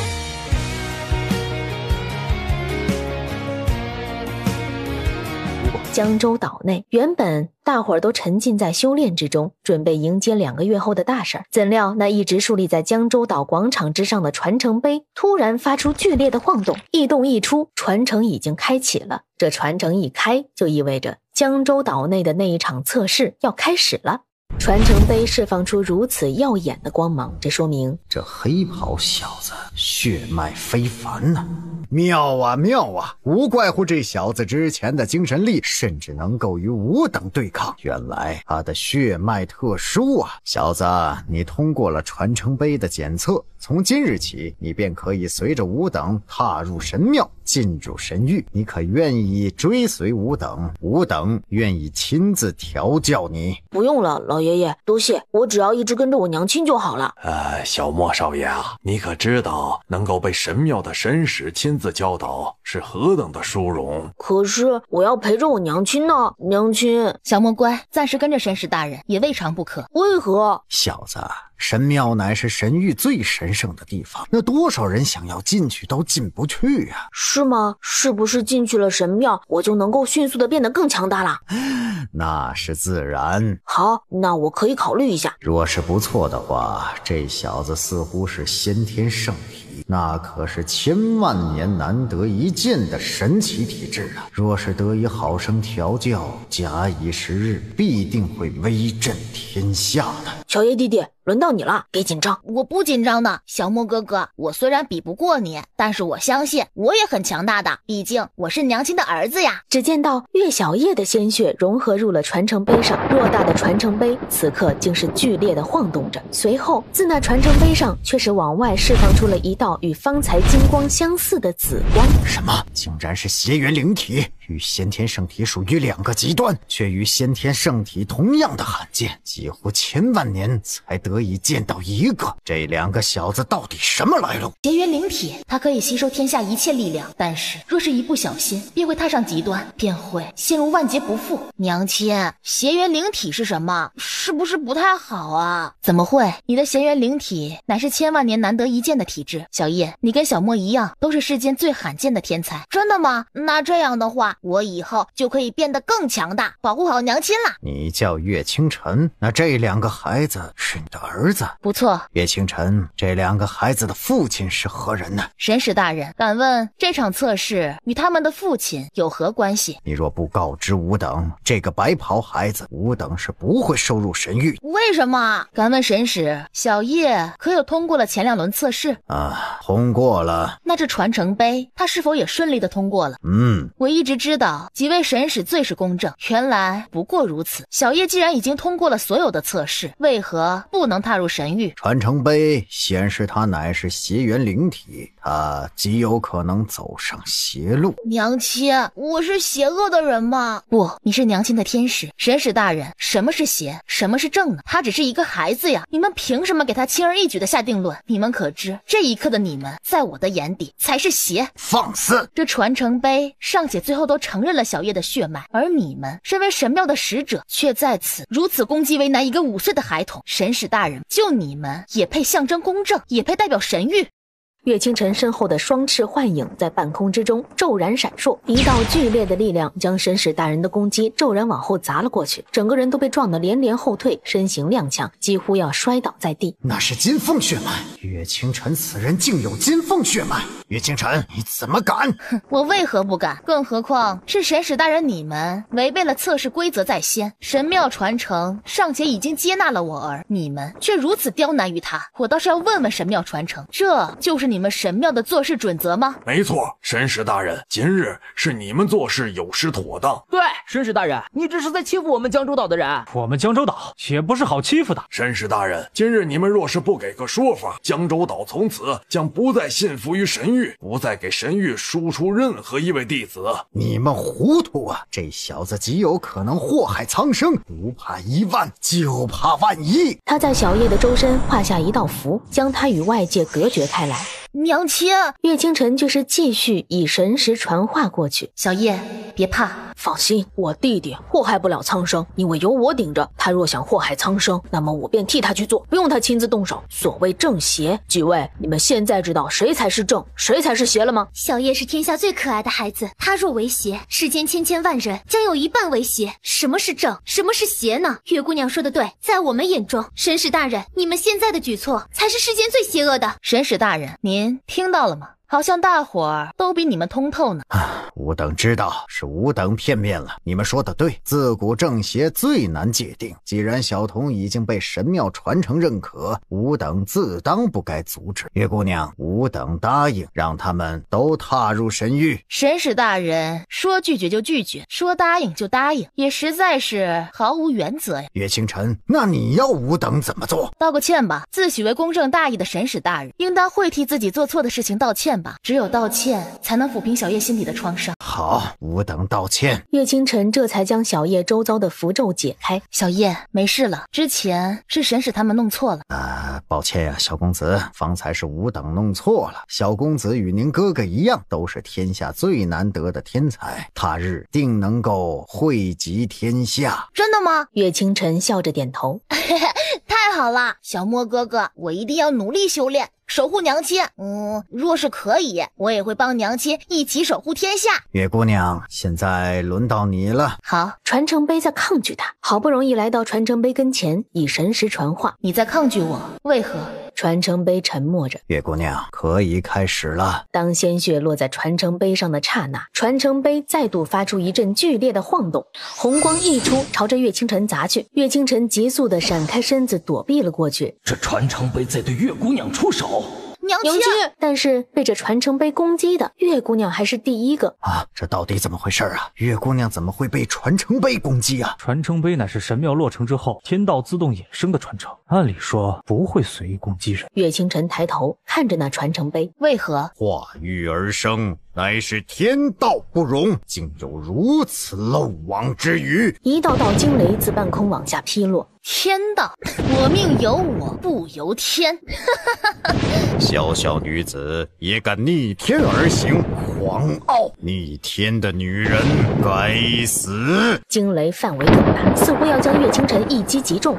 誓月鞭伴随着体内玄力，一招招的将周遭攻击过来的雷火全数砸得稀巴烂。灭天法，原来你是那个人的孩子。灭天法，那是当初岳战尊为了对抗天道而专门留下的功法，须得配以鞭子方能使出，而岳战尊留下的那个鞭子也叫做灭天鞭。这么多年来早已消失不见，如今竟在这里与那灭天法一道出现了。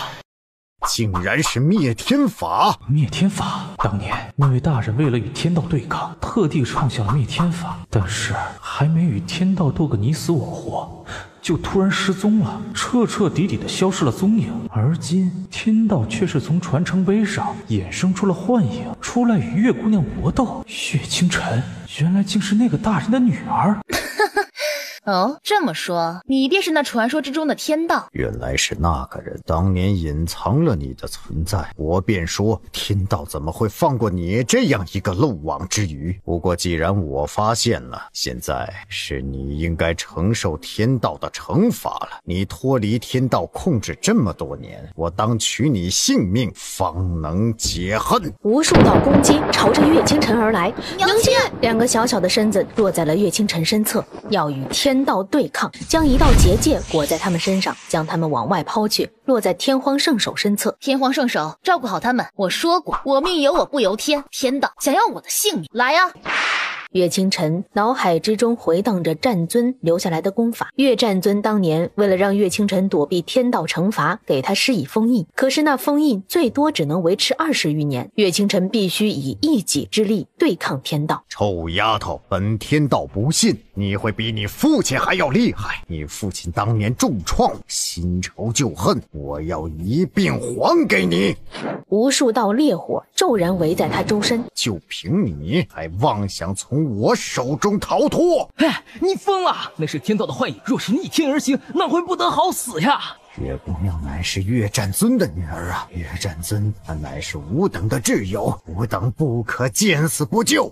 一道看不见的力量自他掌心之中溢出，朝着岳清晨周身覆盖的天火而去。燃烧着的熊熊烈火倏然裂开一个口子。融合吧，融合金凤之力与灭天法。金凤传承的声音突然响起，少女的身后再度闪耀出了两个硕大的翅膀，一道烈风自双翼上腾出，竟将周遭的天火全部都灭掉了。不可能，竟是金凤之力与灭天法的融合，这不可能。跨域的功法怎么能融合呢？怎么能融合呀？臭丫头，你且等着，本天道之前与你父亲搏斗，身受重伤，未能施以最好的状态，你且等着3年，只要3年，待我恢复完毕，必当让你接受该有的惩罚。狗天道，我等着你，等你再来，必将你打得爹妈不认，将天道给打跑了。娘亲，娘亲，你有没有受伤？娘亲没事，没人能够伤得了娘亲。娘亲，我听到他的话了，他说3年之后要来与你算账。小叶弟弟，这3年我们务必要努力修炼，既然这个天道如此不公，3年之后我们便与娘亲一同逆了这天。小叶小莫，你们只需要好好修炼，娘亲不想让你们背负任何责任，天道娘亲没有放在眼底。娘亲没事。好啦，娘亲还要继续完成传承测试呢。岳清晨，你是？神使，我的测试似乎并未结束，既然还没有完成，那我就继续测试了。他重新将一滴鲜血落在了传承碑上，自那传承碑之上轰然往外再度跃出一道更是强烈的金光。岳姑娘，恭喜你通过了传承测验，今日之后你便将随吾等踏入神域进行历练了。多谢岳姑娘，灭天鞭一事不可被外人知晓，你方才与天道那一架着实有点太大动干戈了。没办法，天道先冒出来挑衅的。你们也知道灭天鞭？知道，还颇有渊源。一道道力量从他们掌心之中溢出，似乎所有的人全都被定格住了。你们要做什么？岳清晨，你或许不知道灭天鞭与灭天法泄露的严重性，不知道你的存在会招惹到什么样的是非，这一群人留不得。你们敢？今日你们胆敢伤害他们分毫，我必与你们拼命。岳清晨，你可知道岳战尊当年是怎么出事的？人切不可太重感情，这莫须有的感情只会拖累了你呀。是吗？畜生尚且都有自己的感情，若是没有感情，那岂不是连畜生都不如的东西？岳清晨，你放肆！我说了，你们胆敢伤他们分毫，休怪我不客气。岳战尊当年岳战尊，他是顶天立地的英雄好汉。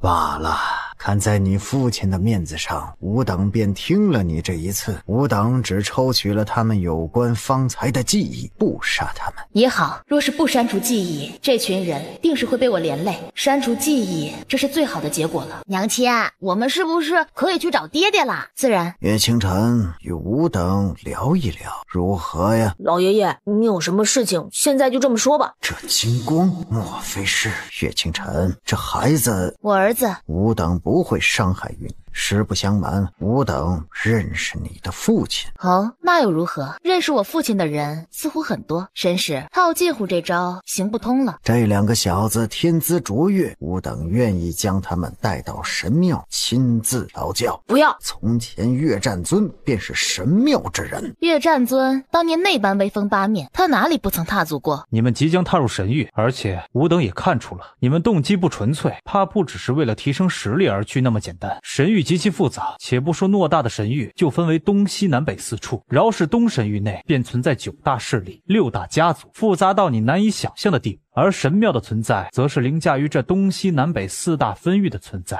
若你能让这2个孩子踏入神庙，后果会是如何？那么老爷爷，如果我们真的跟了你去神域，是不是我们的实力就能很快提升？自然。那你可能保证3年之内让我们的实力达到尊者以上？这小子口气可真大。你们实力卓绝，吾等相信你们自然是可以的。好，那我们答应。娘亲，我们就跟神使爷爷前往神庙。娘亲放心，等我们数日，我们定能够变得很强大，强大到足可以保护娘亲。也好，至少在神庙，2个小家伙是最安全的。不管外头发生什么，小叶小莫永远不会受到影响，不会受到伤害。神庙坐落在神域最中央的缥缈山上。我的父亲如今所在何处？你们可知？4大神使全都摇头。你们不是自诩与我父亲是朋友吗？连你们都不知？你父亲当年为了一个女人对抗天道，后来便消失无踪了，谁也不知道他去了何处，就连吾等都探寻不到他的踪迹。不过你放心，他没有死，若是死了，神庙会有反应的。他或许去了9界。你竟知道9界？9界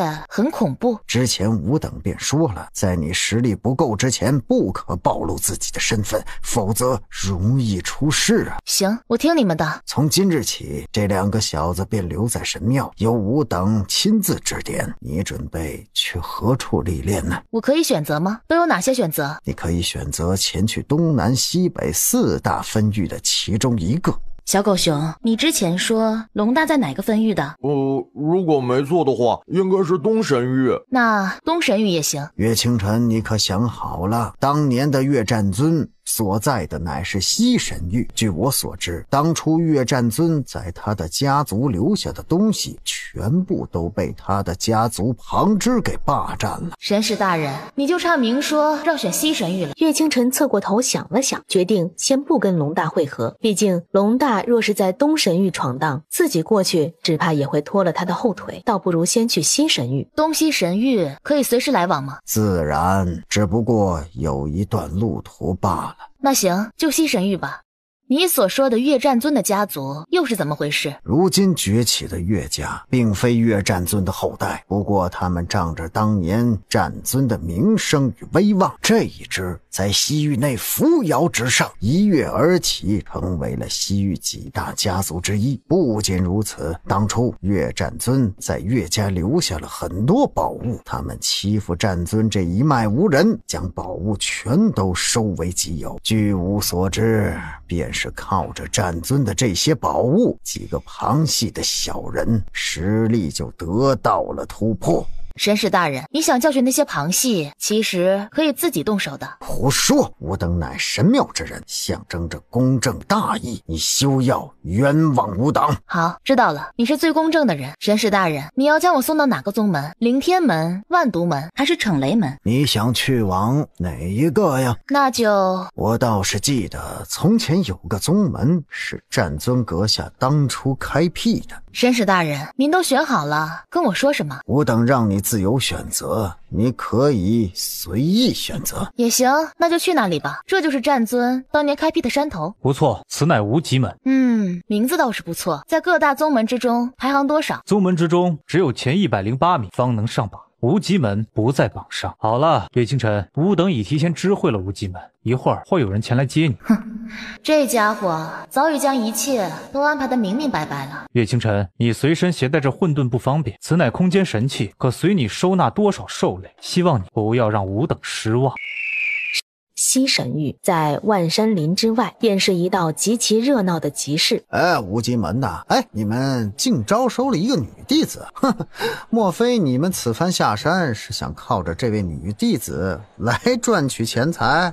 不过不得不说啊，这姑娘还真是有点姿色。飞狐门的，你们敢多看小师妹一眼，小心老子戳瞎你的眼！别说是看了，我们还有更加厉害的呢。嘿嘿，这位姑娘，我们知道无极门如今缺少钱财，缺少资源，你若是愿意跟随我们前去飞狐门待上个3天2夜，好好的陪陪咱们，我们便可以考虑稍微给你们一点施舍。你们这东西，之前偷我们的东西就算了，现在还敢这么欺负我们小师妹，我跟你拼了！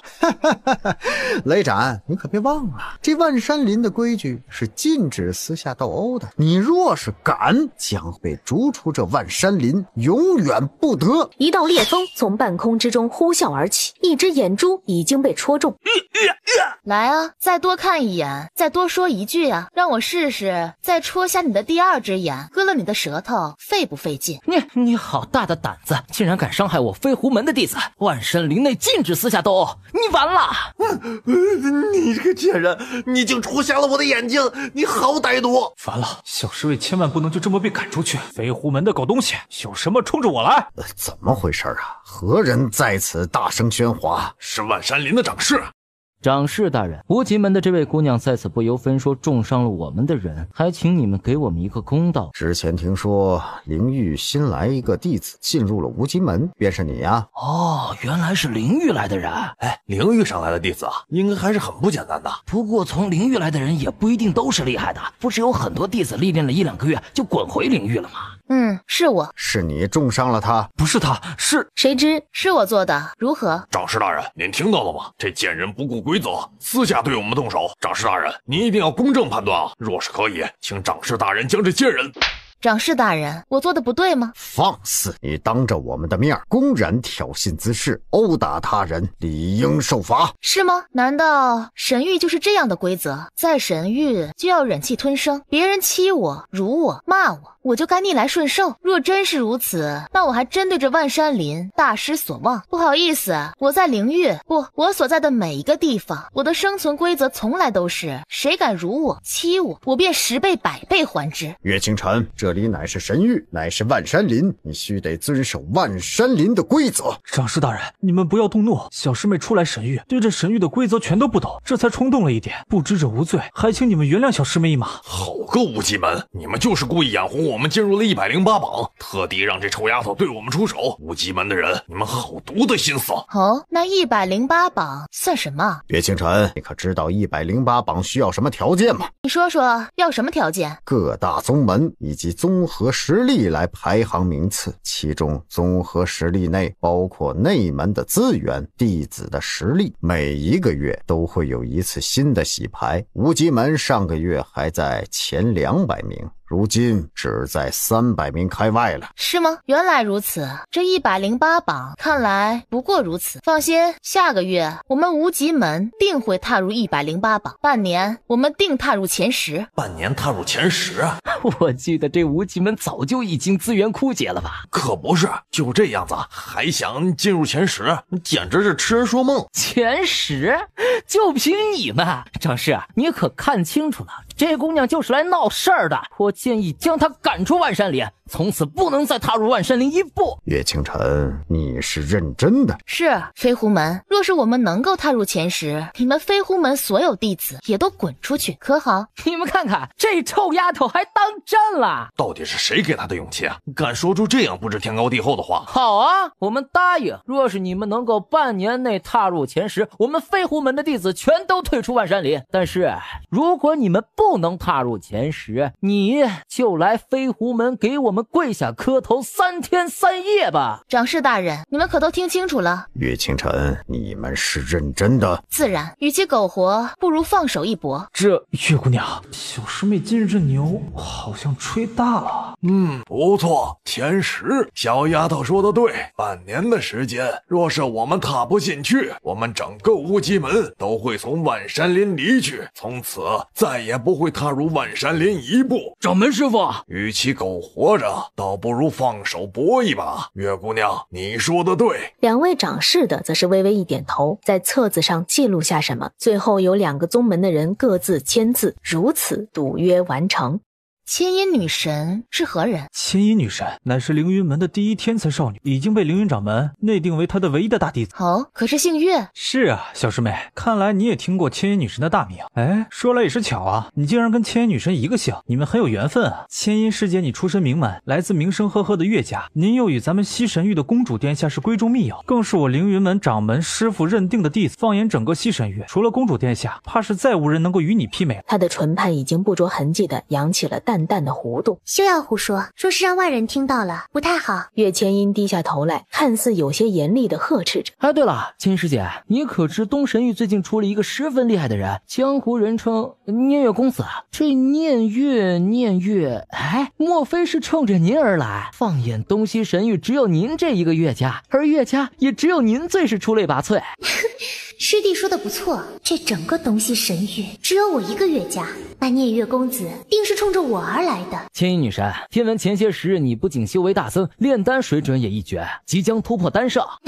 多亏了掌门师傅的指点，我的实力增强了不少。无论如何，我乃岳家的人，万不可给岳战尊丢人的。神使说，岳家旁系霸占了岳战尊的东西，靠着岳战尊留下来的宝物，实力一再突破。他们占据了战尊的东西也便罢了，却还在此吃人血馒头，一再的利用战尊的名头达成自己的目的。终于知道神使大人为何要将我先弄到这里来了。小师妹，咱们要先回去吗？不着急，不过是一会儿功夫，岳千音卖出的东西已经被炒到了很高的价格。这凌云门啊，永远都是位居第一，有千音女神这么优秀的弟子在，第2名怕是遥不可及了。卖这些东西有什么用？当然有用了。小师妹，你莫不是以为卖这些东西只能换成钱财？其实在双方交易的过程中会产生积分，而万山林就是根据各种积分排名的。哦，这么说来，卖了越多钱，积分就越高，排名就越靠前了。那是自然。小师妹，你做什么？岳清晨不语，而是径自在自己摊位上坐了下来，眼前竟是平白无故的出现了几瓶丹药。卖丹药了，新鲜出炉的丹药，保证一个个又大又圆又香，便宜卖。这位姑娘，你也在卖丹药吗？不错，我看你穿的衣裳似乎是来自无极门的人。姑娘，巧得很，正好我也在此卖丹药。我知道，我就是看不得你那些个垃圾玩意儿配卖到那么高的价格。小师妹，你说什么？本来就是几瓶垃圾东西罢了，被卖到上百万，应该可以拿上百万积分吧？难怪凌云门会是万门之首，这么积分法的确能够爬到第一啊！岳千音的表情几乎都要崩坏了。姑娘，你可以侮辱我，但是怎可侮辱我的炼丹术？我乃是9品丹师，所修炼的乃是战尊流传下来的功法。一堆垃圾东西，还好意思说是修炼的战尊的东西？可别在这里侮辱战尊阁下了。姑娘，听你这话，你似乎很精通炼药，比你厉害。林玉来的乡巴佬，这是你贩卖的丹药？不错，我倒是要看看你如此口出妄言，如此羞辱青衣女神，你到底是个什么货色？白师妹，告诉大伙，你看到了什么？没事，百师妹，但说无妨。千音师姐，那丹药好像是圣品啊。岳千音原本心心念念的等待着那个乡巴老丫头被众人嘲笑，哪里想到她竟然听到了这样的话。什么？这怎么可能？哇，天哪，竟然真的是圣品丹药！那万山林内还从来没有一个弟子能拿出过圣品的丹药来卖呢。可是这圣品丹药肯定很贵吧？姑娘，圣品丹药您怎么卖？便宜卖10万。10万！众人再度炸开了锅。姑娘，您是认真的？千音女神的9品丹药可是要卖到上百万啊！自然，圣品丹药10万，要的现在就可以买走。话语一出，再也没有一个人愿意前去看一眼岳千音了。岳清晨轻轻松松的将3颗圣品丹药卖出，30万已经到账，于此而来的还有30万积分。原本还排在300名开外的无极门，刹那之间一跃而上，落到了100多名。雷斩以及无极门的众人站在一旁，看着这一幕，早已是惊呆了。圣品丹药每次限量供应，不过我会不定时来这集市上兜售圣品丹药，诸位愿意等的话，可以在这里等着。千音女神的9品丹药以及凶兽晶核，可还有人要？可是大伙儿亲眼见过了10万两的圣品丹药，他们就再都对那9品丹药提不起半分兴趣了。清晨姑娘，下次你什么时候来这集市，你可一定要继续带着圣品丹药来啊！我所有的钱都留着等你。我也是。姑娘，我们等着你下次还来呢。千言女神，我方才便说了，你的东西不过是一堆垃圾，下次切莫再靠着战尊的名头在此兜售高价了。在我眼底，你的东西简直一文不值，100万你也好意思挂得出来啊？这话一出，后头的百姓们不免一阵唏嘘。若非是碍于这么多人在场，他怕是早已经怒不可遏的准备出手。但现在岳千音什么都说不出。既然没人需要，那今日我便先撤了。越是敢抢走战尊的东西，这才只是开端。灭天铠甲出世的消息瞬间在偌大神域引发了剧烈动荡。灭天铠甲呀，谁能想到他有朝一日竟然会再出世？岳战尊失踪了以后，众人都以为这灭天铠甲随着他消失了。哎呀，原来竟然在雪原呢！当年战尊又叫灭天战尊，他的手下更是有一支精兵队伍，代号灭天。相传唯独灭天铠甲可以号召得了这灭天。若是能得到灭天，那从此这天下几乎无人能与之对抗了。我听闻啊，这次各方势力都会前去雪原寻找灭天甲。得了，大家估计去了也没用。灭天铠甲要么指认最强的人，要么就认最亲的人。如今与岳战尊最亲的莫过于那岳家的人。可不是吗？那凌云门的千音女神听闻已经出发了，就等着取走那灭天甲了。东神域的第一高手太子殿下听闻也放出消息，会前去雪原一观那灭天铠。灭天铠甲，看来我也得前去一趟雪原了。100尺之长的庞然大物从远方轰然砸来，所及之处，雪兽们吓得仓皇后退。小狗熊，这些个东西是你的同类？胡说，我才没有这样的同类！这么多的凶兽在这里瓜分一个人来，真是没出息！还不快给本尊滚远点，留在这里碍本尊的眼！雪兽们全都下意识地打了个寒战，一个个的往后再退去几步。这可是混沌凶兽啊，凶兽之王！四方的雪兽随着小狗熊到来，已经一个个的退去。小狗熊也是身形渐渐缩小，重新化作了纯良可爱的小狗熊模样，落在岳清晨身侧。小狗熊今天表现不错。那是当然了，有本座在，这五洲大陆还没有凶兽敢在本座跟前放肆的。多谢姑娘相救。哦，方才你说你是战尊阁下的部下？不错，我乃姑苏家的长女，我姑苏家曾经效忠于战尊阁下，所以你不怕死。姑苏家的人不知道什么是怕，是不会给战尊阁下丢脸的。好一个姑苏，战尊定会以你们为荣的。姑娘不好，快走！来不及了。什么？口中轻念着什么？此乃天机招数之一，移形换影。岳清晨抓着姑苏林，带着小狗熊，跟前骤然出现一个硕大光圈，纵身闪入那光圈之中，那雪崩轰然落下。原本是一片平原的地方，化作2道巨大雪山。岳清晨则是带着姑苏林在另外一个平地上停下。姑娘多谢，我姑苏林欠你一条命。不必，举手之劳罢了。姑娘，你方才使用的招数是什么？独家秘籍。是吗？可真厉害。您此番来这雪原，可也是为了灭天铠甲？不错。姑娘，灭天铠是不会轻易认他人为为主。我劝姑娘不要抱太大的期待。这不一定，灭天铠甲我要定了。我不会让灭天铠甲落在其余人的手上，否则这神域将要大乱。你虽然救了我，但是灭天铠我是不会让给你的。我们凭实力说话。好，罢了，这姑娘这么喜欢灭天铠甲，那一会儿我就想方设法让这姑娘多看几眼她吧。岳千音，你好大的胆子，胆敢将本公主与众人丢弃！岳千音，你既是岳家的人，竟临阵脱逃，你简直是个懦夫！岳家第一天才岳千音，往昔自诩得到战尊亲传，却原来不过是这样的贪生怕死之辈。岳千音，战尊阁下是顶天立地的英雄，你不配自称战尊的传人。大家误会了，我并非是蓄意逃脱，实则是想先行出来，想给大家找一条道路。众人却是冷漠看着他，一个个的眼神愈发嘲弄。姑苏姑娘，还好您没事儿。姑苏姑娘，今日多亏了你，若非是你，我们怕是早已经葬身在这雪原了。这是我该做的。岳千音，莫再以战尊阁下的名头自称，否则我见你一次，我会打你一次。姑苏姑娘，您身侧这位是谁？可是哪位世家的小姐？方才这位姑娘救了我。什么？姑苏灵救了他们？这姑娘再救了姑苏灵，四舍五入，便是这姑娘救了他们。姑娘，多谢。不必言谢，我也是顺道经过，顺便搭了把手罢了。又是这个女人，又是她！上一次就是她害得我的九品丹药没有被卖出，害得我被掌门批判，如今竟又是她坏了我的好事。原来是你，无极门的姑娘。无极门？那无极门曾经是战尊随手设下的一个门派，后来战尊不见了，谁也不曾将他放在心上，任由他自生自灭了。那无极门似乎连个名头都算不上吧？姑娘，你来自无极门？是的。无极门好像不在前10名啊，前些时日还在300名开外。300名开外的无极门，这姑娘是怎么救下姑苏灵的？岳千音瞅着大伙儿看着岳清晨眼神的变化，心下暗叫畅快。就在他幸灾乐祸之际，300名开外又如何？正所谓人外有人，山外有山，无极门只不过是不屑于参加排行罢了。我知道无极门，他的实力根本不比什么凌云门要差。哦，原来如此。果然是隐世高门。是啊，这无极门的名字一听就很厉害的样子，难怪原来是隐世高门的人。这位姑娘说起瞎话了，还是蛮厉害的。对了，姑娘，你叫什么名字？清晨。好，清晨姑娘，你放心，以后你便是我姑苏灵的朋友了。整个西神域，我罩着你。还有本公主，本公主也定罩着你。快看，天生异动，莫非是灭天铠要出来了？这里被设下了重重的阻碍，想要进去，怕是不太可能。好不容易我们才来到这里，想看看灭天铠，难道就要止步这里吗？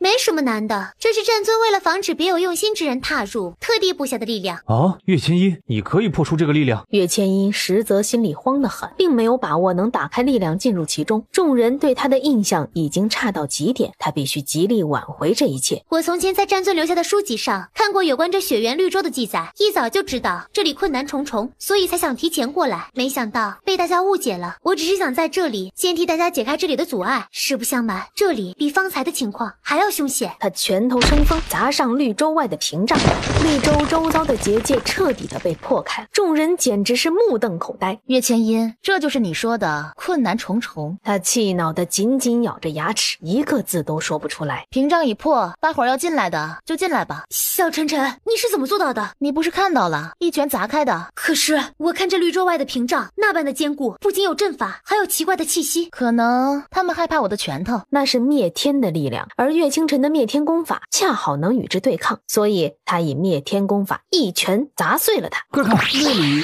有一个衣冠冢。随后一身银色的亮眼铠甲慢悠悠地从里头露出来，悬浮于半空。今日我特地带来了战尊从前随身的很多东西，那上头的气息与灭天铠的气息极其相似，灭天铠甲定然会选择我。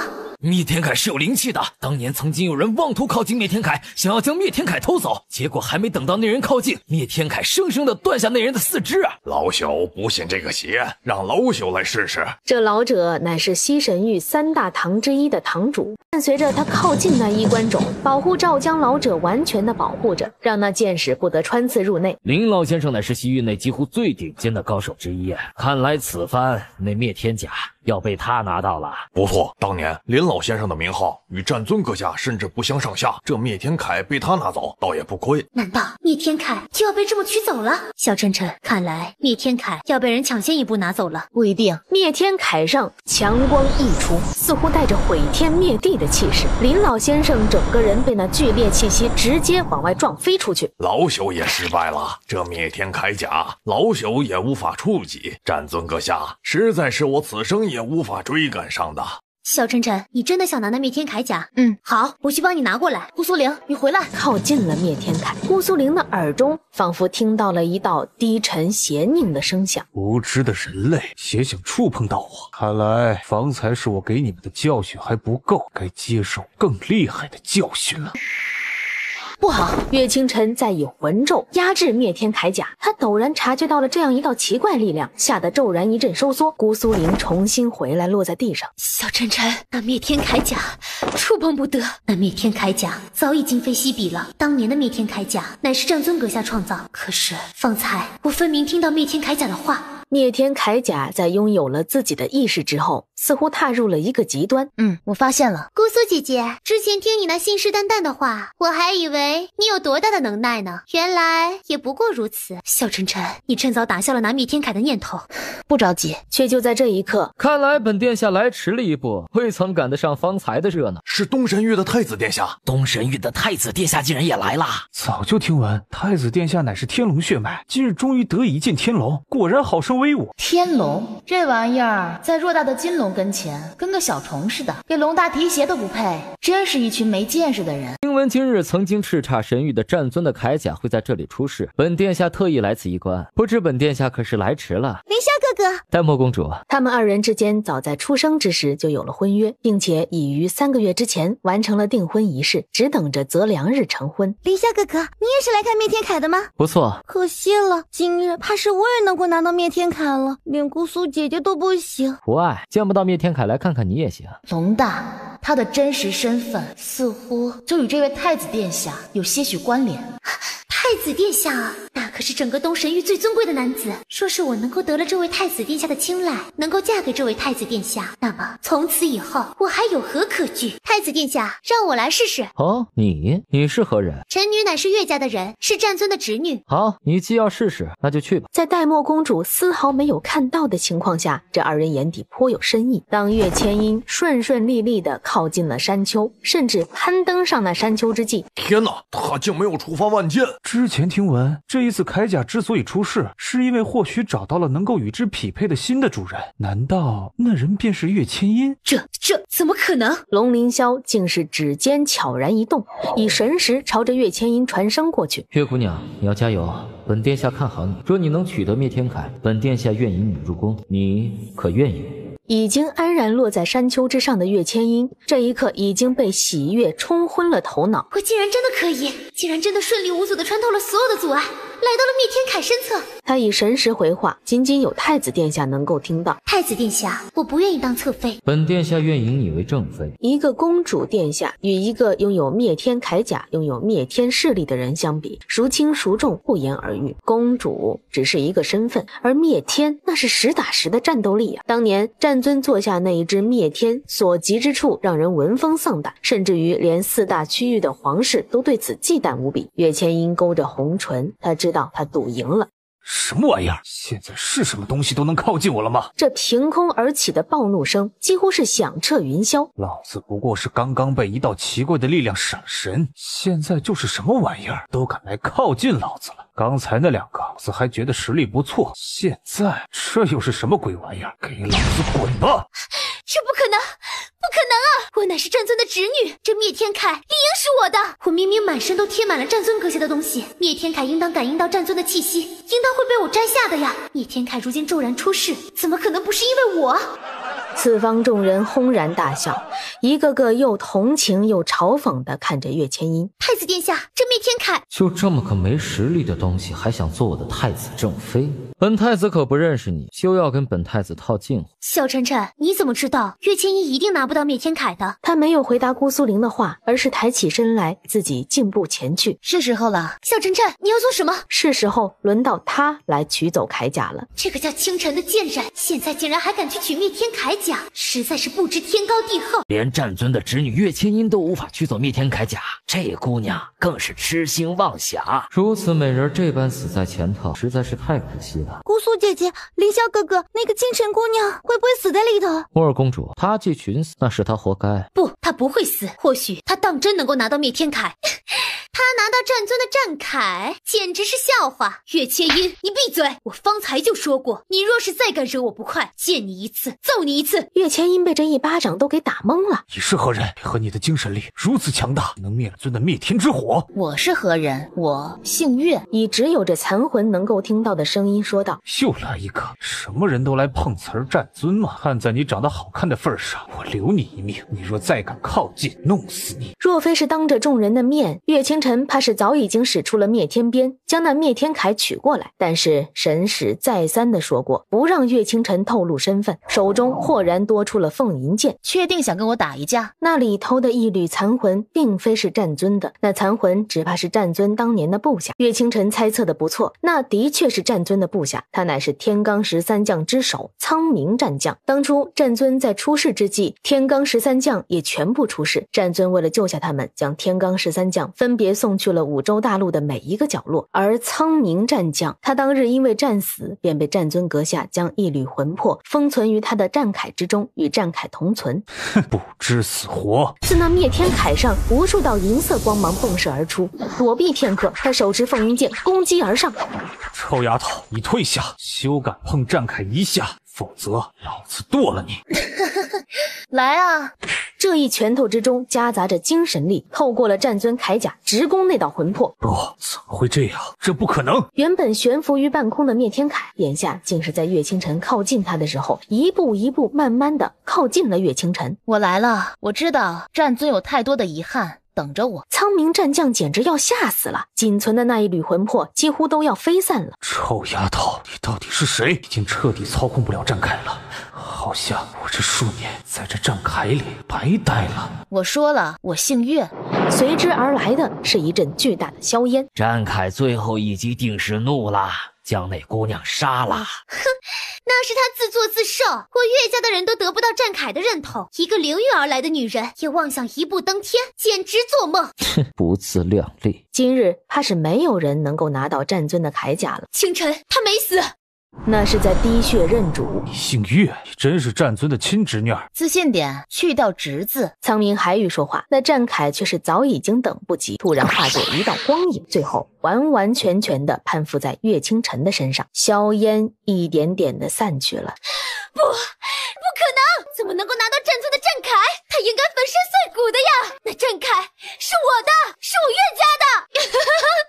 岳千一，你看到了吗？我早说了，战尊的战铠要么认最强的，要么认最亲的，怎么也轮不到你呀！你只是一个八竿子打不着的亲戚，你算哪根葱啊？这姑娘生得极美，却不似岳千一那般娇柔做作。她既得到了战铠，那身份日后便会是五系神域最尊贵的人之一了。我父皇也一定会重用她的。我咋没听过战尊提及他有女儿的？小主子，苍冥不是故意要对你出手的。现在知道错了？小主子，你打我吧，骂我吧，要是想让我魂飞魄散谢罪，我这就魂飞魄散。罢了，不必了。你也是为了守护战尊的战铠。我方才就说，小主子你长得这么美，绝非一般之人。果然，你真不会是我的小主子。马后炮可还行？你是苍冥战将？是，小主子，我就是战尊最喜欢的天罡13将之首苍冥是也。苍冥，我的身份暂不可与任何人说起。末将明白，小主人放心，末将会保护好小主人你的。好了，苍冥，从今日起，你同战铠便不会再待在这冷凄凄的雪原了。我带着你们离开这里。你只是从灵域来。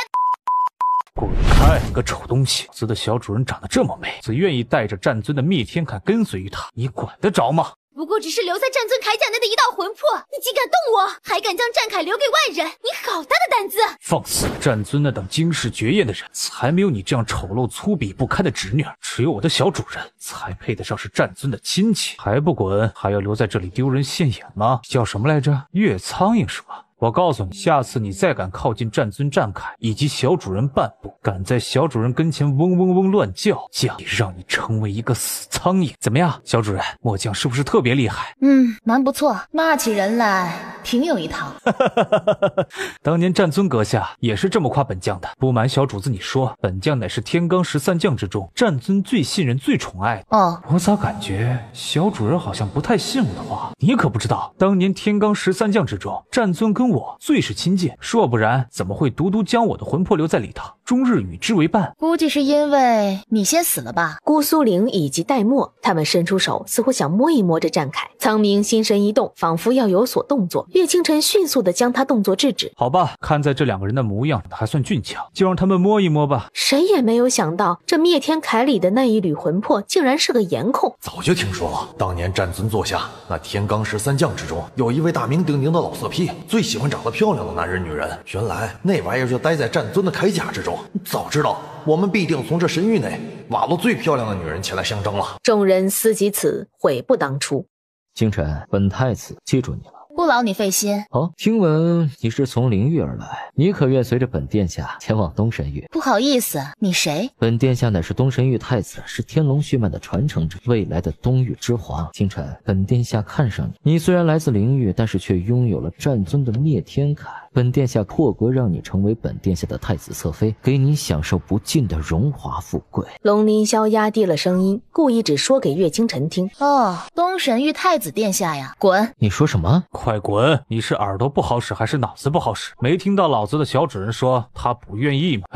没想到堂堂东神域的太子殿下竟然是这样的无能之辈。龙凌霄的周身有力气倾泻而出，这世间还从来没有一个女人敢这样。在龙凌霄完全不注意，甚至满心想要杀了他的时候，他的掌心之中已是多出了一道无色无味的粉末，悄无声息地落在了龙凌霄的身上。太子哥哥，怎么了？没什么，我在想，这清晨姑娘既能得到战铠，定不是等闲之辈，才邀请她前去东神域做客，对吧？我也好喜欢小晨晨。太子哥哥，等几个月后我们成婚大典时，一定要邀请小晨晨过去哦。这个傻白甜公主虽然比不上战铠重要，不过她总归是西皇最宠爱的女儿，娶了她，我的势力就稳固了，就无需忌惮身世暴露了。当然好，戴墨公主、清晨姑娘，本殿下今日是好奇战铠，这才前来观看。眼下东神域还有其余的事情要处理，就暂且先离开了。好，那太子哥哥，你赶紧回去吧。公主殿下，你可当真了解那个男人？当然了解了，他是天下人心底的大英雄。他还说过只会娶我一个人为妻。我从小就一直渴望着，想要这样忠贞不二的情谊。岳清晨看着那个沉浸在幸福之中的女人，不忍当场戳穿戴墨。公主殿下，你贵为西皇之女，担起的责任更大，切莫被感情冲昏了头脑。感情可以是生活的调剂品，却不是生活的必需品。无论何时，要学会保护自己。好，我知道了。如果太子哥哥敢欺负我，我就敢吗？当然敢。小晨晨，你是我最崇拜的人，你说什么都是对的。咱们也回去吧。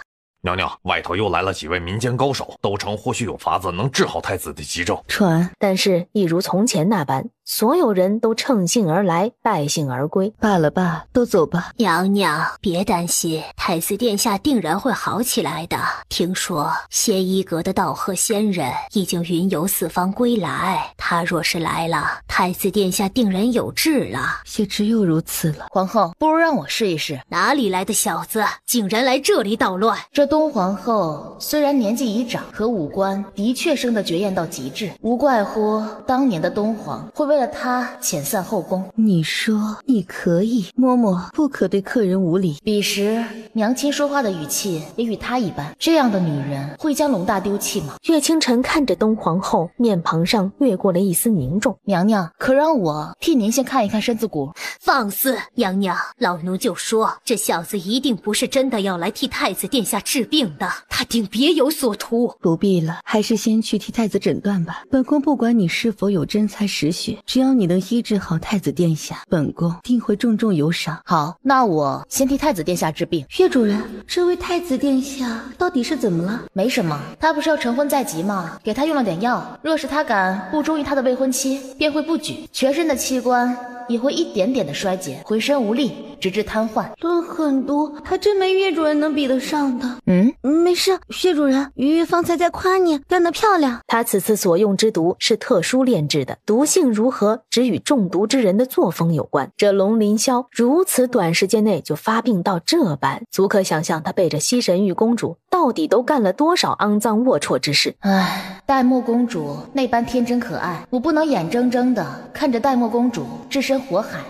如何，小公子？叶清晨故意替龙凌霄诊断一番，脸上看似有些惶恐。娘娘，我不敢说，你但说无妨。据我所判断，太子殿下这病不像是人为，倒像是诅咒天谴。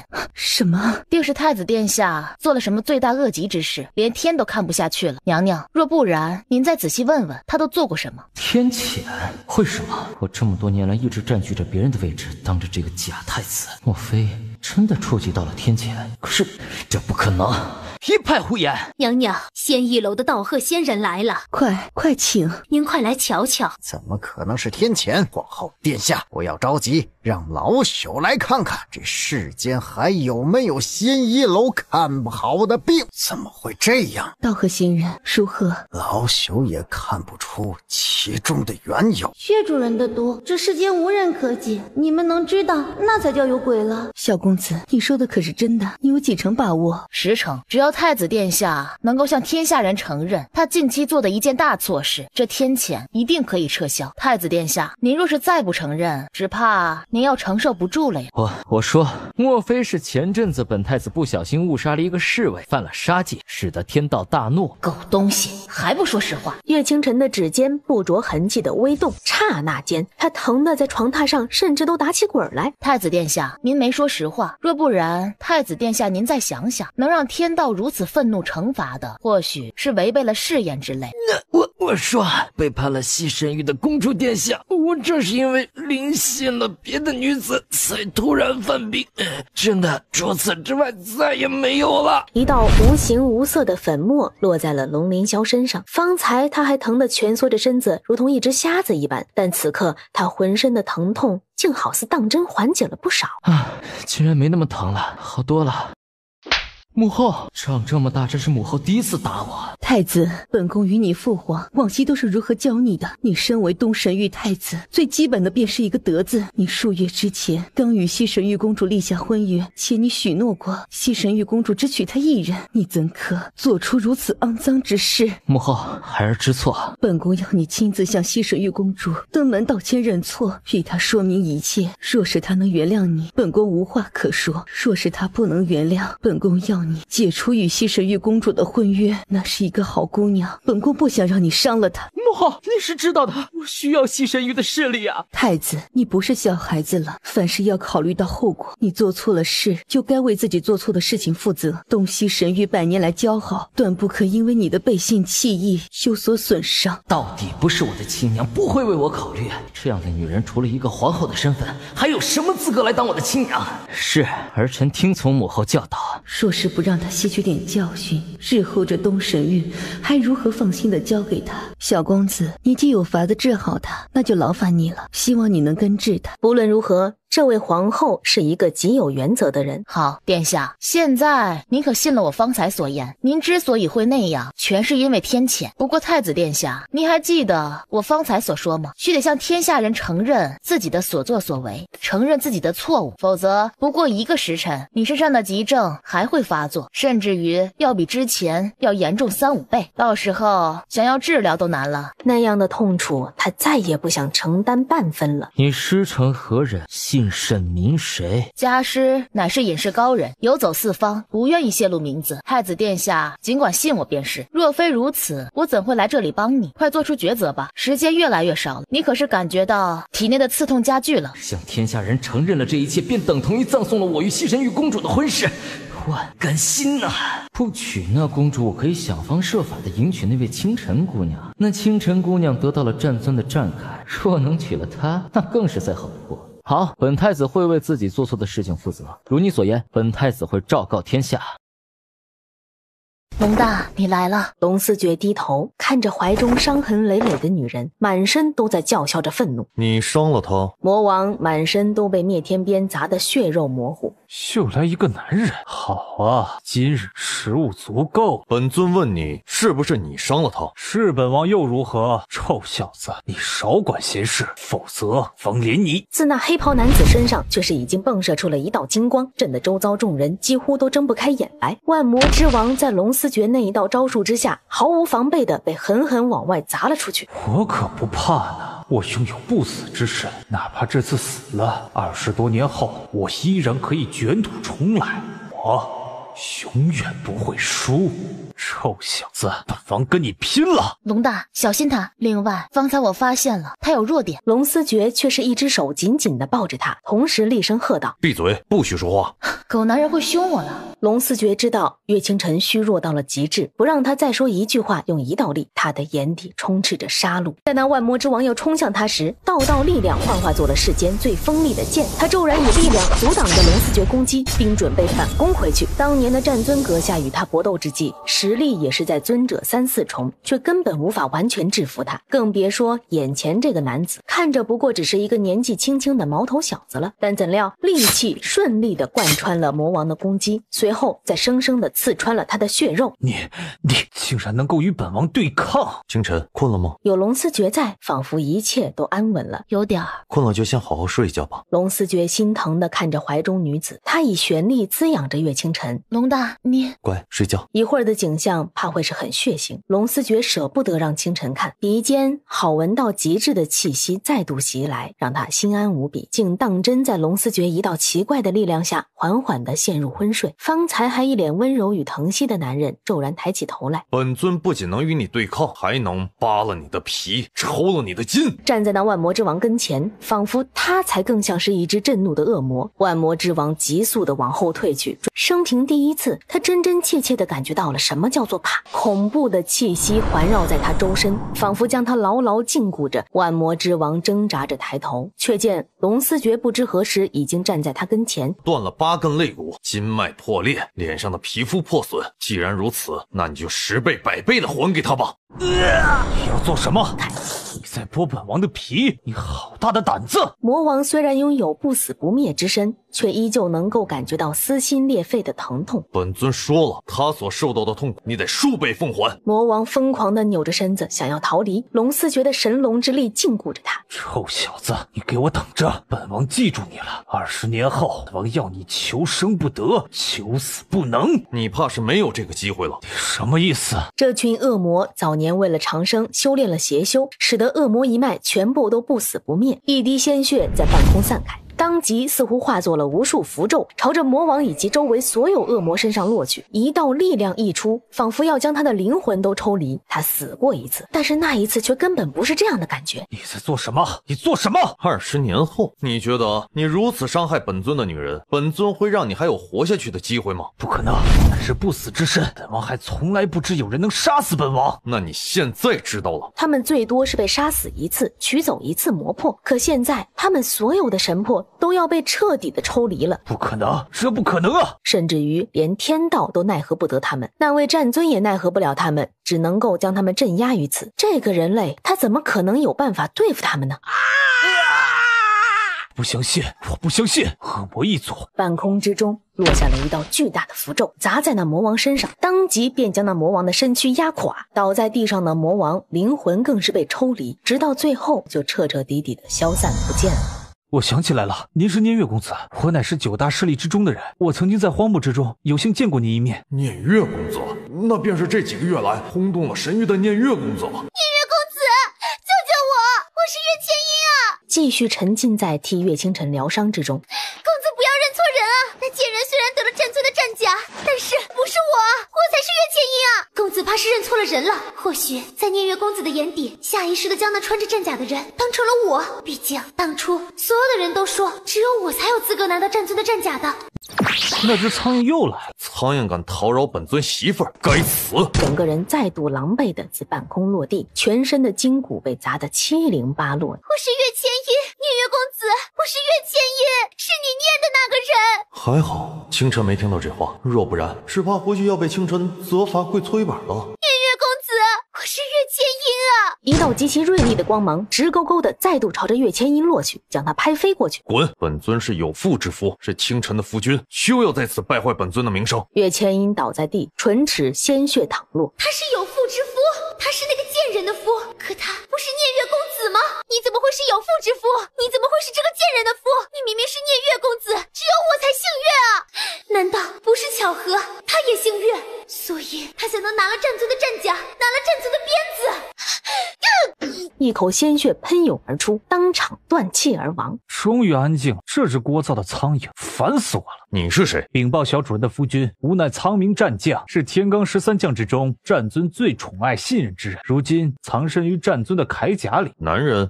怎么了？若是男人，滚出去！敢继续留在本尊媳妇身边，本尊弄死你！之前跟小主人相处时，经常听小青龙、小白以及小狗熊聊天，小白还意味深长地对他说：等龙主子来了，有你好看的，因为龙主子最讨厌清晨主人身边跟着的一切雄性生物。苍冥本来还觉得太过于夸张了，但现在他总算是见识到，这个男人好恐怖啊，竟然比战尊主人的气息还要恐怖好多。以他方才那对付魔王的手段，这个男人一定会将我从战甲里扒拉着丢出去。当然不是，末将只是一缕魂魄，不算个男人。哦，不是男人就好，省得本尊动手阉割了。苍冥战将，我问你，最近这些时日可有人欺负清晨？当然没人敢欺负小主人，有苍冥在此，谁敢欺负？当然也没人敢欺负小主人啊。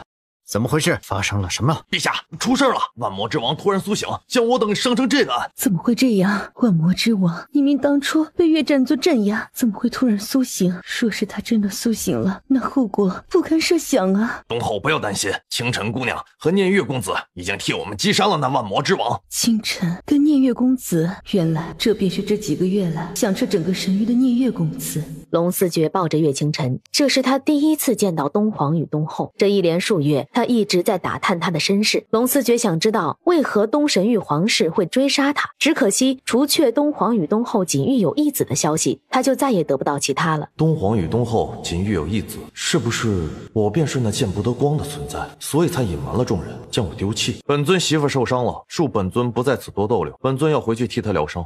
这丫头受伤了，不劳皇后费心，本尊带着她先行离去了。东后站在原地，刹那之间浑身僵硬住了。好，龙思觉抱着岳清晨直抵达龙啸山庄内的一处房间。青龙、白虎、混沌都是干什么吃的？龙主人，帅气爹爹，虚无幻蝶对人类之外的生物都有遏制作用，所以我们进去之后就出不来了。罢了，怪我，若我再早1个时辰赶到，便不会这样。青龙、白虎以及混沌凶兽蹲在一旁，都有一些不敢说话。龙主子，你在折寿自己的修为。感觉到岳清晨体内的筋骨一点点的恢复，甚至于比之前还要强劲。龙主子，你这举措折损了你不少修为，其实你不必这样的，我家小主人醒了后会自己修复的。闭嘴，再打扰本尊，本尊让你滚出去。苍冥吓得一个哆嗦，片刻他闭上嘴巴，再也不敢多言。我当然知道这样做会消耗自己的力量，可是那又如何？只要能够让岳清晨少承受一点痛苦，哪怕是要了我的命，我都甘之如饴。莫约小半日时间，岳清晨终于苏醒过来。龙大，真是你！岳清晨从床榻上起身，发现身体非但没有受伤的感觉，更有一股说不出的轻盈。龙大，你都干什么了？龙思觉傲娇地撇过头去，仿佛不愿意理会他。龙大，你给我疗伤了，你个傻子，耗费了那么多力量，以后不许这样了。行吧，既然你不理我，那我先走了。岳清晨，这就是你对我的态度？我喊你，你没搭理我。那是因为我生气了。那整个人的模样就好像在说，快来哄哄我，快来哄哄我吧。哦，那你别生气了。就算是当初的小叶小莫，在生气的时候，清晨还会给一个抱抱，一个摸摸头。原来我连一个摸头都不配。岳清晨，亏得老子在神域内四处给你搜寻宝物，你来了神域，竟然不是第一时间来找我。看来我在你的心底地位还是不够。还有，这就是你安抚人的方式吗？乖了，别生气了。一个浅浅的亲亲落在龙思觉脸颊。清晨，你不来找我也就算了，还一个人置身险地。若非是我感觉到了你那里的异常，今日你可知后果如何？你之前可真是吓死我了。我暂时不去找你，也是事出有因，以后不许再为了我伤到自己了。好。岳清晨，也就只有你能这样折磨我。天知道我现在有多想惩罚他，可是清晨之前与魔王一战，身子虚弱，我舍不得动他。你睡了一夜，饿了没？有一点。正好，我给你带了一些好东西。什么？若不然你喊我声夫君，我就告诉你。哼，你还得寸进尺了。行了，磨磨唧唧的，怎么跟个小娘们似的？多日不见，跟个小媳妇一般。龙思觉，你这模样，只怕我以后都想喊你声媳妇了。不愧是末将的小主人啊，风采甚至胜过当年的战尊。龙思觉扫了一眼岳清晨的身体，灭天战甲再寻常，都是隐藏的附在岳清晨身上。他的大手托起，一道道金色旋律闪烁，仿佛要将战甲里的那道魂魄给拽出来。不要，我错了，我不敢偷看偷听的。下次还敢吗？不敢了。闭上你的眼睛，捂住你的耳朵，再敢偷窥，老子打得你魂飞魄散。苍明吓得再也不敢多言。这时，小清晨，你喊我媳妇儿也可以，只要你高兴。至少媳妇儿也是岳清晨给我的专属称呼。自空间内取出一件又一件东西，喜欢吗？不错，这些都很难找到的。我知道你会喜欢，特地寻来。另外，这整个东神域的9大势力，如今都已经归顺于我，可惜了。原本我还想着尽早将整个神域收至麾下，结果你倒是提前来了。龙思觉，这些时日你就忙着这些吗？我一直都想着该给你什么样的聘礼，想来想去，这神域倒是不错。傻瓜，龙思觉已经随手烤起了空间内的食材。你见过东皇跟东后了吗？哦，东皇与东后他们人还不错。不提他们。龙思觉，我觉得或许有什么我们不知道的秘密。龙离霄说是东皇跟东后的儿子，但是却与那二人丝毫不像。龙思觉扯过野兽肉放到岳清晨口中，好吃吗？我们难得在一起的时间，不聊其他。好吃。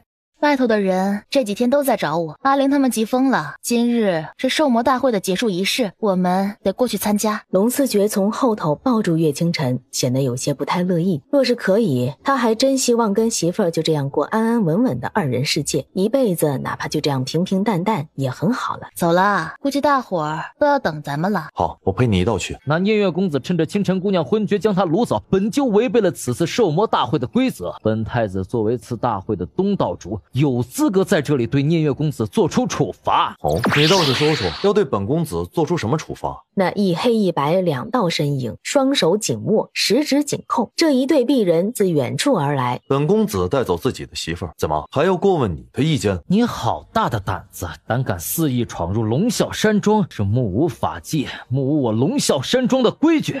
那个笑儿啊，是本皇之前邀请了聂月公子前来，他毕竟收服了9大势力啊。聂月公子，你3日之前匆匆而来，本皇倒是未能与你攀谈几句，今日一见，实在是后生可畏，后生可畏呀。多谢东皇赞许。前几日本宫让人交给你们的药膏，你们可收到了？母后，前几日儿子一直没能寻到他们，不过今日见到，应当也不晚。龙离霄伸出手去，将药膏递给岳清晨。这是神级丹药，对治外伤有奇效。你当日在虚无幻地受了重伤，这药膏可让你迅速恢复。神级丹药，这才是世间罕见的东西。岳清晨不想跟太子有任何牵扯，收下吧，清晨姑娘，你非但是东神域的恩人，本宫也极其欣赏你。这神级丹药是本宫赏赐你的。好，多谢东皇东后。聂月公子，方才是本太子误会了你，还请你不要挂在心上。一道巨响将太子殿下整个人往外撞飞出去。我不喜欢随便碰脏东西，更不喜欢被脏东西碰。不过既然太子殿下知道错了，又向本公子跪下认错，本公子就勉为其难，饶你一马。没想到那聂月公子就会如此不给太子殿下面子，如此的狂傲。可是那太子殿下怎么回事？好端端的为何要下跪？东皇坐在上方，眼看着自己儿子被人如此扫了颜面，脸孔一沉，但怎想东后却是轻笑一声。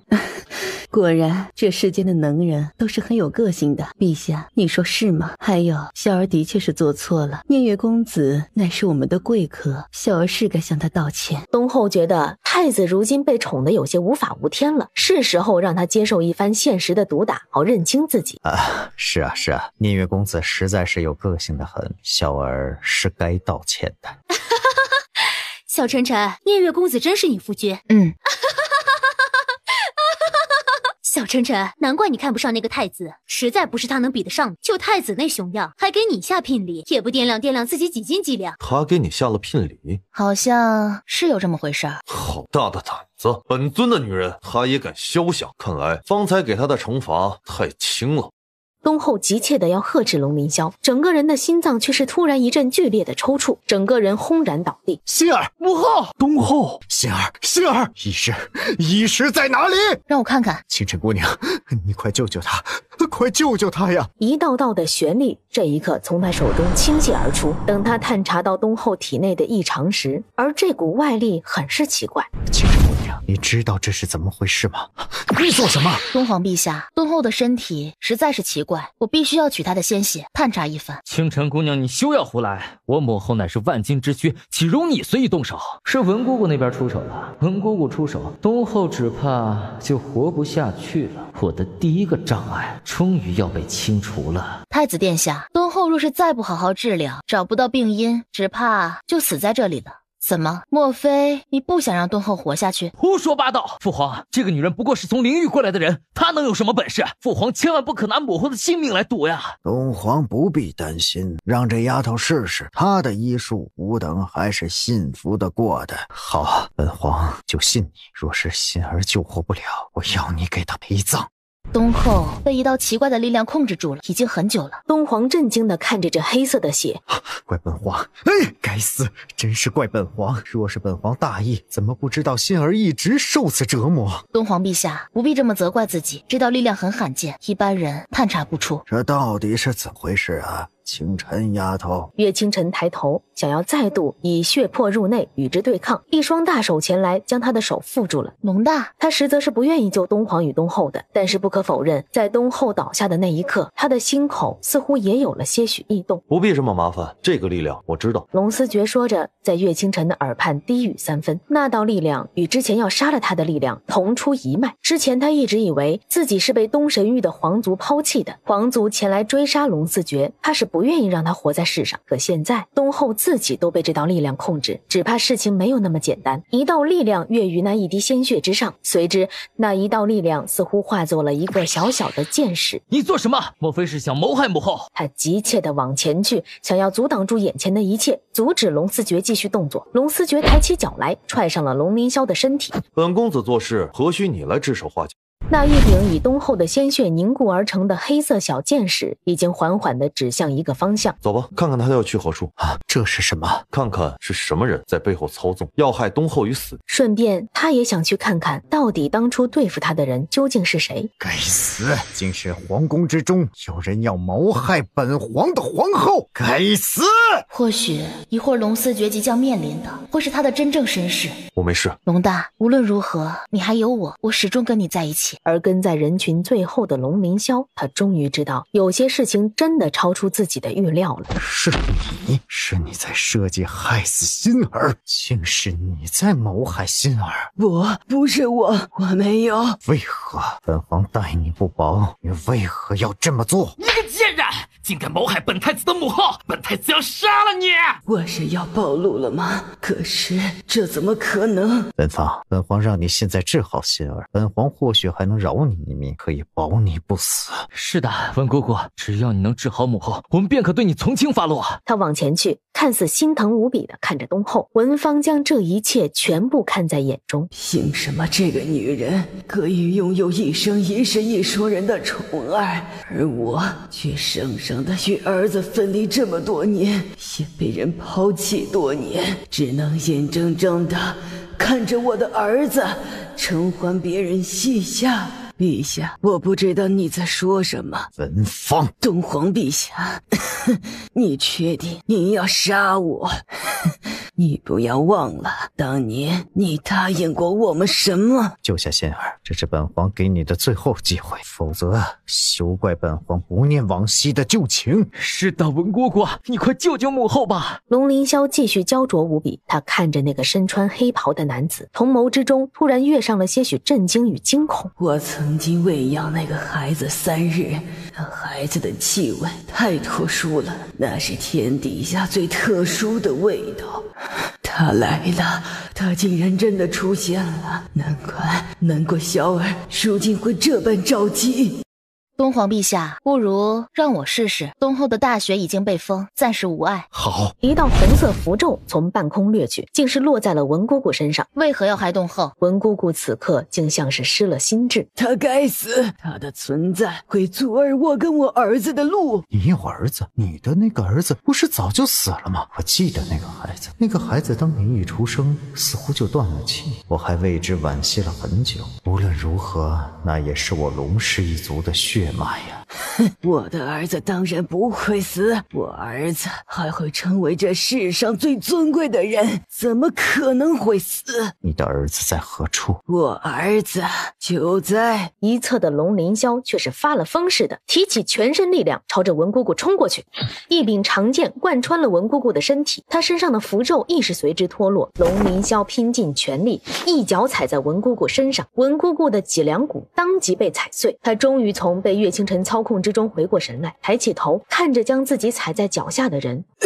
孩子殿下，你文姑姑，亏得我从前看在你是我奶娘的份上尊你敬，却没想到你竟大胆如此，竟为了一己私欲毒害我的母后。你谋害了我最尊敬的母后，要你死，要你死！岳清晨等人惊怒之下急速前去，但到底是晚了一步，就这么眼睁睁地看着龙鳞霄将长剑拔出，而文姑姑也当场咽了气。只是她在临咽气之余，那双眼睛瞪得大大，就那么惊恐而又震惊地盯着龙鳞霄。我为他筹谋了一世，为了让他从小身份显赫，不惜将他与真正的太子殿下换了身份，更是为了他不惜耗费我自己的生命对付东后跟那个孩子，却怎么也没想到头来竟会落到这样的下场。太子，你好大的胆子！龙鳞霄也看似骤然回过神来的模样。父皇，儿子实在是太愤怒了，儿子没想到这老东西竟然是如此狼子野心之辈，竟为了自己的儿子做到这一步，而且他必须死，他已经疯了，他什么都做得出来呀！东皇满眼的失望，他看着怀中的东后，一时之间竟不知所措。突然他想到了文芳所言，他的儿子也在这里。他的脑海之中回荡起了念月公子当日在踏入虚无幻地时眼眸之中闪烁出来的金光。彼时我还有些好奇，为何这个男子会有一双金眸，原来竟然是如此啊！眼底浮现着杀戮。聂公子，不知你可有治疗东后的法子？他看出了东皇对他的敌意，不过那追杀过他的老东西，无论是什么身份，他竟都心如止水。稍等，那老东西当初以同样的方法对付过我，不过被我提前察觉并且破解。聂公子，本皇给你机会，只要你们能够治好东后，本皇不问责于你。哦，凭你？对，凭本皇。聂公子不信的话，咱们试试。岳清晨的直觉告诉他，这里头定然不是那么简单。太子如此急切地将那文芳斩杀，定是在害怕什么。给我们5日，5日之后，东后定然能够醒来，身上的病症全都消除。你不错，好，本皇给你们5日的时间。若是5日之后东后醒不来，你与念月公子，本皇哪怕是负了整个东神域，也定要让你们陪葬。哎，听到了吗？那个老女人的儿子就在我们人群之中。东皇让那念月公子去治疗东后，莫非是念月公子跟那老女人有什么关系？难不成那个老女人的儿子就是念月公子？我记得念月公子当日在虚无幻地里那般大显神威，他还能击杀魔王，定是龙族后裔。龙族后裔？哎，莫非是那老女人与东皇陛下的私生子啊？嘘，这话可不能胡说啊！爹爹娘亲，小莫想死你们了！想死你们了！家吗？我早已经有了，其余的于我而言都无所谓了。小叶、小莫，爹爹带你们回去。爹爹最近学会了厨艺，给你们做好吃的。太好了！这就是你们口中的爹？小叶、小莫点头如捣蒜。不错，小伙子有前途。怎么样，神使爷爷？我就说了，我爹爹是天下最厉害的人吧？神使看破不说破。因为他们身为神域使者，从来只能做观摩者，不能将自己置身其中，否则便是违反天道，逆天而行。便会受到惩罚。聂月公子，不知吾等可否与小叶小莫前去熬一杯酒喝呀？你们照顾小叶小莫多日，自然可以，多谢几位。那就再好不过了。龙大，你先带着他们先离开，我跟阿玲他们有点事情交代。好。而那里赫然是龙鳞霄所在的宫殿。哇，这是哪里呀？风景好好，比神庙的风景还要好太多。如何？这是老子替你们打下的江山。这个男人是恶魔吗？啊，若是没错的话，之前这里住的那可是一头顶级的凶兽，在这整个神域之内很少有人来招惹。这个男人竟然直接将凶兽赶跑了不说，还霸占人家的地盘。真漂亮。爹爹，这么漂亮的地方，不给我们多个妹妹，可惜了。此刻，岳清晨已经循着踪迹从东神域皇宫赶往此处，才一凑近，竟就听到了他们的对话。你们说的对，这么漂亮的地方，不生个妹妹实在是暴殄天物。爹爹娘亲一定会努力。哇，爹爹娘亲加油！最好明天妹妹就出来了。只要你们乖乖的，别来打扰老子跟你们娘，妹妹就很快有了。好的，爹爹娘亲放心，我们一定会乖乖的，不会打扰你们造妹妹。远远的，岳清晨听着这对话，简直是风中凌乱，而四大神使更是捂住眼睛。他们到底也年轻过，不过现在还真是民风开放啊！只有岳清晨战甲中的苍冥战将无语的叹息：这他娘的是什么虎狼对话？娘亲，你们先自己玩，我跟龙大有话说。哎呀，这山林内风景这么好，若不然吾等在此处也开一局。甚好，甚好。怎么了？方才我去找了龙鳞霄，他若非是看在他是东后儿子的份上，本尊早弄死他。他不是东后的儿子。龙思觉，你不是被抛弃的，所以你不用看清自己。那个老女人，她才是龙鳞霄的生母，东后与东皇的真正儿子其实是……龙思觉何尝不知道岳清晨话中的意思？所以我并非是被抛弃的。当然，你不是被抛弃的，你是天底下最好的龙大，怎么会被人抛弃？若是这样，那就更好了。我正好还在琢磨着该怎么将皇室拿下来。既然如此，那就没有难度了。清晨，整个神域我都会将之送给你。我那么认真的跟他说一本正经的事情，龙思觉竟然跟我在讨论聘礼。东后的病我们是要救的，那个老女人即便不死，她也没办法将东后治愈。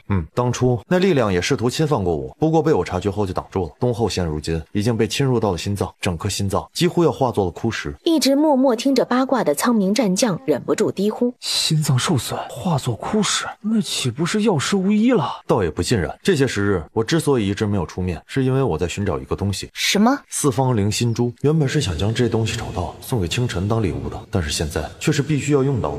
四方灵心，那是神域在多年前就存在的一个宝贝。那四方灵心珠在何处？我想要尽快拿到它，救下东后。那个温柔如水的女人，不该被龙鳞霄与文姑姑迫害至此。最重要的是，那个女人是龙思觉的生母啊！我找了她足足3日，最终断定了她的位置，在血墓。血墓，那是偌大的神域之内这么多年来的一个禁忌，甚至少有人敢提及它。相传，血墓的主人是一个疯子。数百年前，那个疯子曾经是神域内的第一天才，曾经的风头甚至一度盖过了战尊阁下。然而有一日，那人却是疯了，从此便归隐山林，立下血墓，过着避世的生活。那个疯子连同他家族内的所有东西都被他带到血墓之中。一开始还有无数的人前赴后继的想要前去血墓将里头的宝物取出来，但是所有进去的人在出来之后全都疯了。不错，血墓，我们就去血墓。你们得三思。苍冥，不许胡说八道。言毕，我们现在就去血墓。我自己一人前去便可。才不要！东后可是我未来的婆婆，我自己的婆婆自己救。你若敢不让我去，就是不认我是她未来的儿媳妇。还是说你想让我东后换个儿媳妇？你敢？走啦，别浪费时间了。苍冥，你认识血墓的具体位置？认识。指路。好。那便是血墓了。是的，小主人，你确定要去吗？往昔前来血墓的每一个人都不得善终，他们虽然都活着出去了，可是他们都疯了。为何？有人说是因为血墓里闹鬼，里面的鬼魂力量十分强大，夺走了人的心魄。鬼？像你这样子的鬼吗？鬼还真没什么可怕的，比鬼更可怕的是人心。我倒是要去看看这血墓到底里头有何方神圣，这血墓何时存在的？不知道，这里存在太久了，谁也不知道这血墓到底存在了多少年。不过这么多年，一直有人想要妄图闯入这里，后果都很惨，其中不乏不少厉害的人，甚至于曾经有尊者之上的境地的人来过此处，都被困住了，未曾得以出去。你先回去，我们一起去。龙大，咱们冲进去。这哪里是什么鬼怪，不过只是阵法罢了。当我们靠近这里之时，血墓感应到了有人前来，自动开启了早已经设下的阵法。清晨，若不然咱们这次再比一比，看谁先冲破这阵法。好。可还记得我们紫金谷那次的比试赌约？上次我们打了个平局，这次继续比。那次比试他们的赌约是，若是龙大赢了，乖乖的生妹妹。哎，小主人，什么赌约啊？我也好奇。闭嘴，我跟你比，我的实力或许是比不上龙思觉的，但是阵法未必。哼，清晨，记好了你说的。速度快的仿佛方才从来没有存在过这里一般。清晨，我还是先你一步。你故意的，狗男人，明明能够一招破解这阵法，却还在外头跟我说了那么多。看，我赢了。我的男人真是越来越厉害了。那咱们的约定，放心，妹妹会有的，不着急。我听到了什么？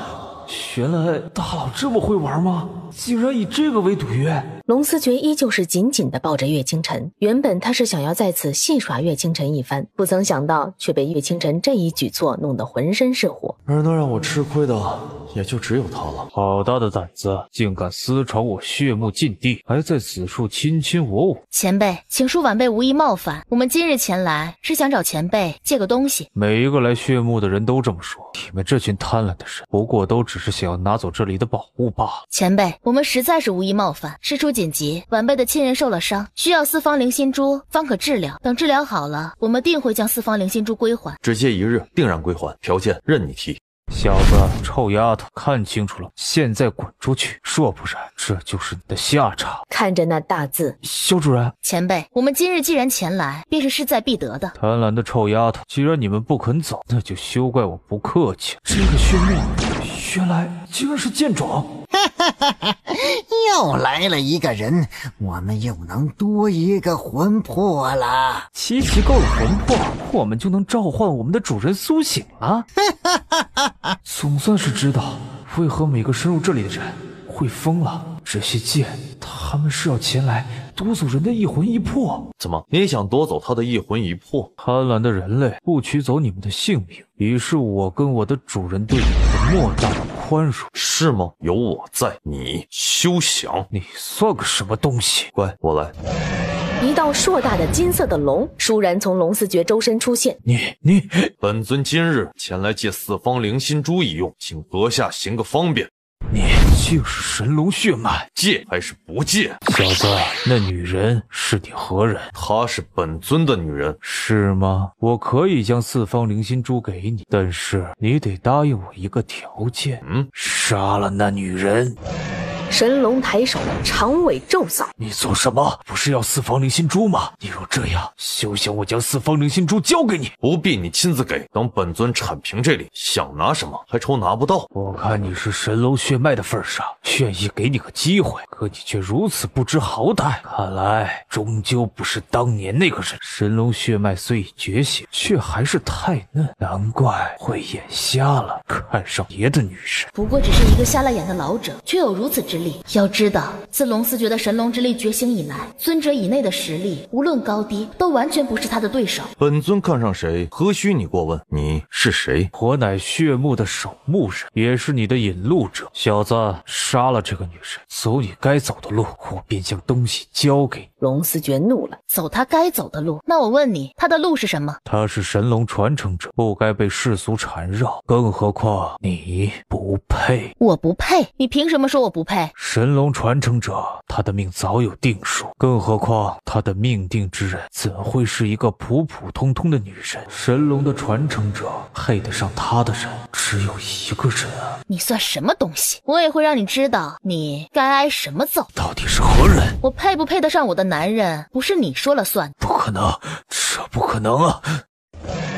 一口将守墓人的招数吞没了。灭天鞭将守墓人紧紧的捆绑。怎会这样？交出4方灵心珠，我们拿了东西就离开，也会放了你。罢了，到底是我技不如人，你们要4方灵心珠是吗？好，跟我走。4方灵心珠不在这里，在主墓之中。别耍花样！你们都将我抓起来了，而且你拥有神龙之力，我怎敢在你跟前耍花招？主人，老奴来看您了。清晨，怎么了？没事，这是我家主人的主墓，我家主人就是被葬在此处的。你们要的4方灵心珠就在那里，你们自己前去取吧。那真的是4方灵心珠？好，多谢。3日我们定将珠子归还。3日归还？别做梦了，你们这辈子都出不去了。主人的墓地，主人当年设置了只有3次开启的机会，这是最后一次，出不去了。主人，我找到拥有神龙之力的男人了，可是啊，他是个负心汉，他跟别的女人好上了。不过主人你放心，我将他困在这里了，他此生都出不去了，将会在此处永生永世陪着你。小主人，你找的男人是个负心汉？胡说八道，我的男人只有我一个人，何来负心一说？看来这一缕战魂可以把他丢出去了。老头，你给本尊说清楚。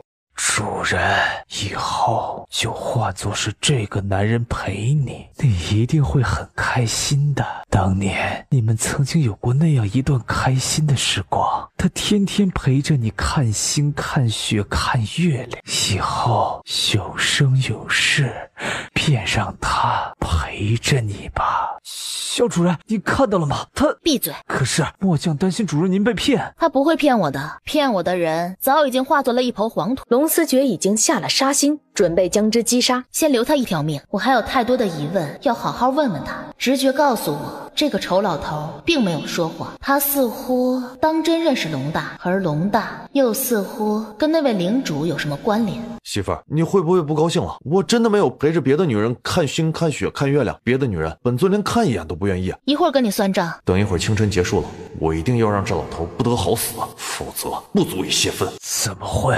一道爆破声音之下开了一道出口。看到了吗？你那领主不过如此。怎么会这样？8星法术，那只有领主才会用的。你是谁？你到底是谁啊？8星法术，那突然之间窜入了我脑海之中的东西叫这个名字，与你无关。告诉我，你到底是谁？她是本尊的女人，唯一的女人。这句话是那般的熟悉。不论你是谁，你都抢走了我主人的男人，不会饶了你。还有你叛了我家主人，我定要你不得好死。这个疯子！眼看着那老头就要自爆，我不能眼睁睁地看着守墓人死，至少不是现在，否则我跳进黄河都洗不清了。然而一道强光闪烁而出，等了10世，终于等到你了。守墓人方才还进行的动作，这会儿骤然停下了。主人，是您吗？主人您在何处？在岳清晨靠近棺椁的那一刹那，一颗金色的舍利子飞腾而出。金色的舍利子没入岳清晨体内的那一刹那，你是谁？你要做什么？有一抹奇怪的意识入了他的身体。唉，第10世的身体这么弱呀。不过勉勉强强也还可以。你不是想知道我是谁吗？那我告诉你。岳清晨的脑海之中骤然浮现过了一道道奇怪的画面。风青青，你是风青青？不仅仅我是风青青，我更是你。我倒是没想到10世了，他依旧不离不弃。神龙之主以神龙之力助我轮回，却被风清瑶发觉，被他挡住。我轮回了整整10次，都失败了。一直等到你，从来没想到，原来我跟龙思觉之间一直有这样的牵扯。那是龙大，他为了救我，他死了。是的，是他拼尽了自己的神龙之力，换取了我的10世轮回。只是我每轮回一次，都被风清瑶挡住扼杀，一直到你这一世，他杀了我，如此耻辱，我会10倍100倍还给他。可惜啊，你太弱了，你现在杀不了他，我会变得更强大，我会让他为这一切付出代价。该死！到底把老子媳妇怎么了？都说了，本尊不认识你的什么主人，你那个主人在老子眼底连个屁都算不上，而你竟3番5次的有辱老子的清白，老子早已是有妇之夫，岂容得了你如此侮辱？守墓人浑身疼痛难挨，几乎要被打得晕了过去。清晨，我真的不认识他的主人，你不要难过了，不然我回去任由你处置，你想怎么泄愤都行。岳清晨已经彻彻底底地融合了风青青的记忆，他回过神来，这才发觉自己不知何时已经泪流满面。他抬眸看着龙思觉，脑海之中全是第一世的神龙之人抱着他鲜血流失的景象。龙大，龙思觉手忙脚乱地前去，将岳清晨抱在怀里。是他胡说，我真不认识什么领主，那领主于我而言不过就是个屁。领主风青青好像就是我自己。小主人，别相信他，男人的嘴，骗人的鬼。那守墓人如此愤怒，说不定他真的跟那个领主有什么关系。那领主叫什么来着？风青青。哦，是风青青，那只是个吃小孩的怪物。你到底是谁？阿四，你说我是谁？都怪老奴有眼无珠，竟然没认出主人你，老奴该死，请主人责罚。阿四，你辛苦了。守墓人这一刻潸然泪下。怎么回事？他喊你主人，认你为主了？岳清晨没有说话，却是往前一步，紧紧地抱住了他的腰身。龙大，谢谢你，我们生生世世永远都要在一起，以后我也会守护好你。龙思觉被这突然而来的惊喜冲昏了头脑。清晨从前对我从来没有这么主动过，不过这么主动肯定有异常。清晨，你信我，那个吃小孩的老祖宗能喝酒把自己喝死，品行不端，我对这种人绝对是唾弃的，绝对不会与他沾染上半点关系。媳妇儿，我发誓，这辈子若与那风青青有任何瓜葛，我就……那架势竟是要发血誓。他急速地伸出另外一只手，挡住了龙思觉的动作。血誓立下，那是必定会成真的。行了，别立血誓了。不行，如此不能证明我的清白，我的清白怎可被那吃小孩的怪物玷污？可是那个吃小孩的怪物好像就是我呀，一时半会儿解释不清。我就是风青青的转世。龙思觉，既然你不想跟我有任何关系，那便算了。原来我们认识那么久了，难怪我跟你之间深渊颇深，都是命定的缘分。我就说风青青这个老祖宗怎么这么有个性，竟喝酒将自己喝死，果然有大拿风范，连死法都这么与众不同。媳妇儿，不要客气，继续来污我。岳清晨简直是又气又想笑。苍冥战将跟一旁的守墓人阿四亦是目瞪口呆地看着这一幕。这一本正经的胡说八道，真的好吗？神龙之主，多信是老奴方才误会了您，请您责罚。龙思觉挑挑眉，这一刻只觉得扬眉吐气。无妨，你做得很对，说明你很忠心，现在还敢说本尊移情别恋了吗？神龙之主，您有情有义，忠贞不二，老奴甚是佩服。会说话可以多说一点。守墓人阿四倒是发觉，经过这数万年变迁，神龙之主的性情倒是变得愈发开朗，也愈发变得不要脸了。这么多年，你便一直守在此？是的，主人，这么多年来，风清瑶一直对我进行追杀，无奈我只好隐姓埋名，隐藏于这下界，在此设下剑冢，以奠亡灵。苦了你了。不苦，老奴这条命当年都是主人您的，更何况当初神龙之主交代过我，务必要守住主人的墓地，因为这里封存着主人您第一世的记忆与东西，总有一日主人会回来的，会回来带走这些。而且神龙之主当初陨落之时，以毕生的力量在此，神龙之主竟好似也忘却了过往的一切。是的，神龙之主说的对，我回来了。无主，老奴定要守护好你。阿四，跟我离开这里吧。主人，这里还有老奴的其他的兄弟，老奴还是先留在这里守着。离开了这里，老奴会被风清瑶发现，到时候这么多年的筹谋，一切都完了。放心，我会让你重见于天日，这一日绝对不会等很久。老奴相信你，但是您现在实力还不够，一定不能逞强。清晨，不论发生什么，我始终与你相随。龙大，以后不能这么傻了，为了我的轮回，放光了自己的鲜血。龙思觉则以为岳清晨意有所指。清晨，我真不是故意要对风青青不敬的，我那是不知道风青青是你，你不要不高兴了。放心，我没不高兴。所以妹妹还有吗？狗男人。眼前突然闪烁过一道金光，将距离东皇最近的几个黑袍人一一从腰斩断，一黑一白两道身影缓缓而来。那正是聂月公子跟那个叫清晨的姑娘。是龙鳞霄真的不是我儿子，那么我的儿子会是谁？会是那个少年吗？让开，别挡我们的道，否则连你们一并处死。处死？那也要看看你们有没有这个能耐了。无数道金色光芒朝着那一群黑袍人攻去，他们齐齐出手，朝着龙思觉攻来。这群人绝非等闲之辈，他们的招数怪异到极致。清晨，你退后，我一个人可以了。那是。随即便见一条硕大的金龙自龙思觉周身溢出。龙？又是天龙？不对呀，那不是天龙。我们见过太子殿下的天龙，也见过东皇的天龙，可是天龙的大小不过只是这只数分之一大。管他什么龙，有咱们的锁龙扣还有何惧？锁龙扣上！锁龙扣见龙便锁，只针对龙族，只针对天龙血脉。聂月公子小心，那是锁龙扣，就连本皇的天龙也被锁住了。弄死他，弄死这条龙！快看，那天龙吓傻了。我们便是为了对付天龙而生，臭小子还敢跟我们硬碰硬，简直找死！来，我们想想，今晚咱们是怎么吃龙肉？是清蒸还是……那一只没有动作的金色的龙突然随意的一甩尾，当即那无数道锁龙扣在他的力量之下一个个的化作碎末。哎，怎么回事？怎么会没用了？阵阵烈火喷出，不过只是一个小小的锁龙扣，就万苦困住本神龙，实在是滑天下之大稽。神龙，速战速决吧！好的，谷主，一群不知死活的东西，胆敢掷出锁龙扣这等邪恶的东西，伤及我龙族，实在是居心叵测。该死！今日本祖宗在此，就由不得你等嚣张了。孩子，留下几个活口！聂月公子，好。谷主为何要留下他们？龙思觉没有应答。现在我倒也想要看看敦煌要干什么。你们是龙鳞霄派来的，回答本皇所有的问题，本皇今日可以饶你们不死。东皇陛下饶命，我们是受到太子殿下的指令前来做这一切的。本皇问你，太子为何要杀本皇？为何要组建你们这支队伍？我们这支队伍叫做屠龙队。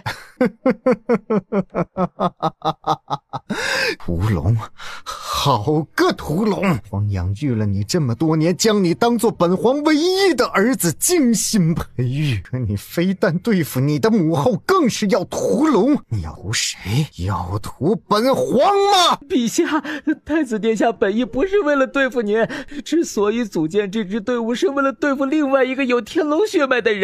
听太子殿下描述过，那人的年岁与他相当，只不过今日是临时起意，让屠龙队来拦杀东皇跟东后。回去告知龙鳞霄，告知天下，就称屠龙队成功了，本皇与东后被你们奋力绞杀。什么？照着本皇说的做，你们便可活命。多谢东皇陛下，多谢东皇陛下。滚！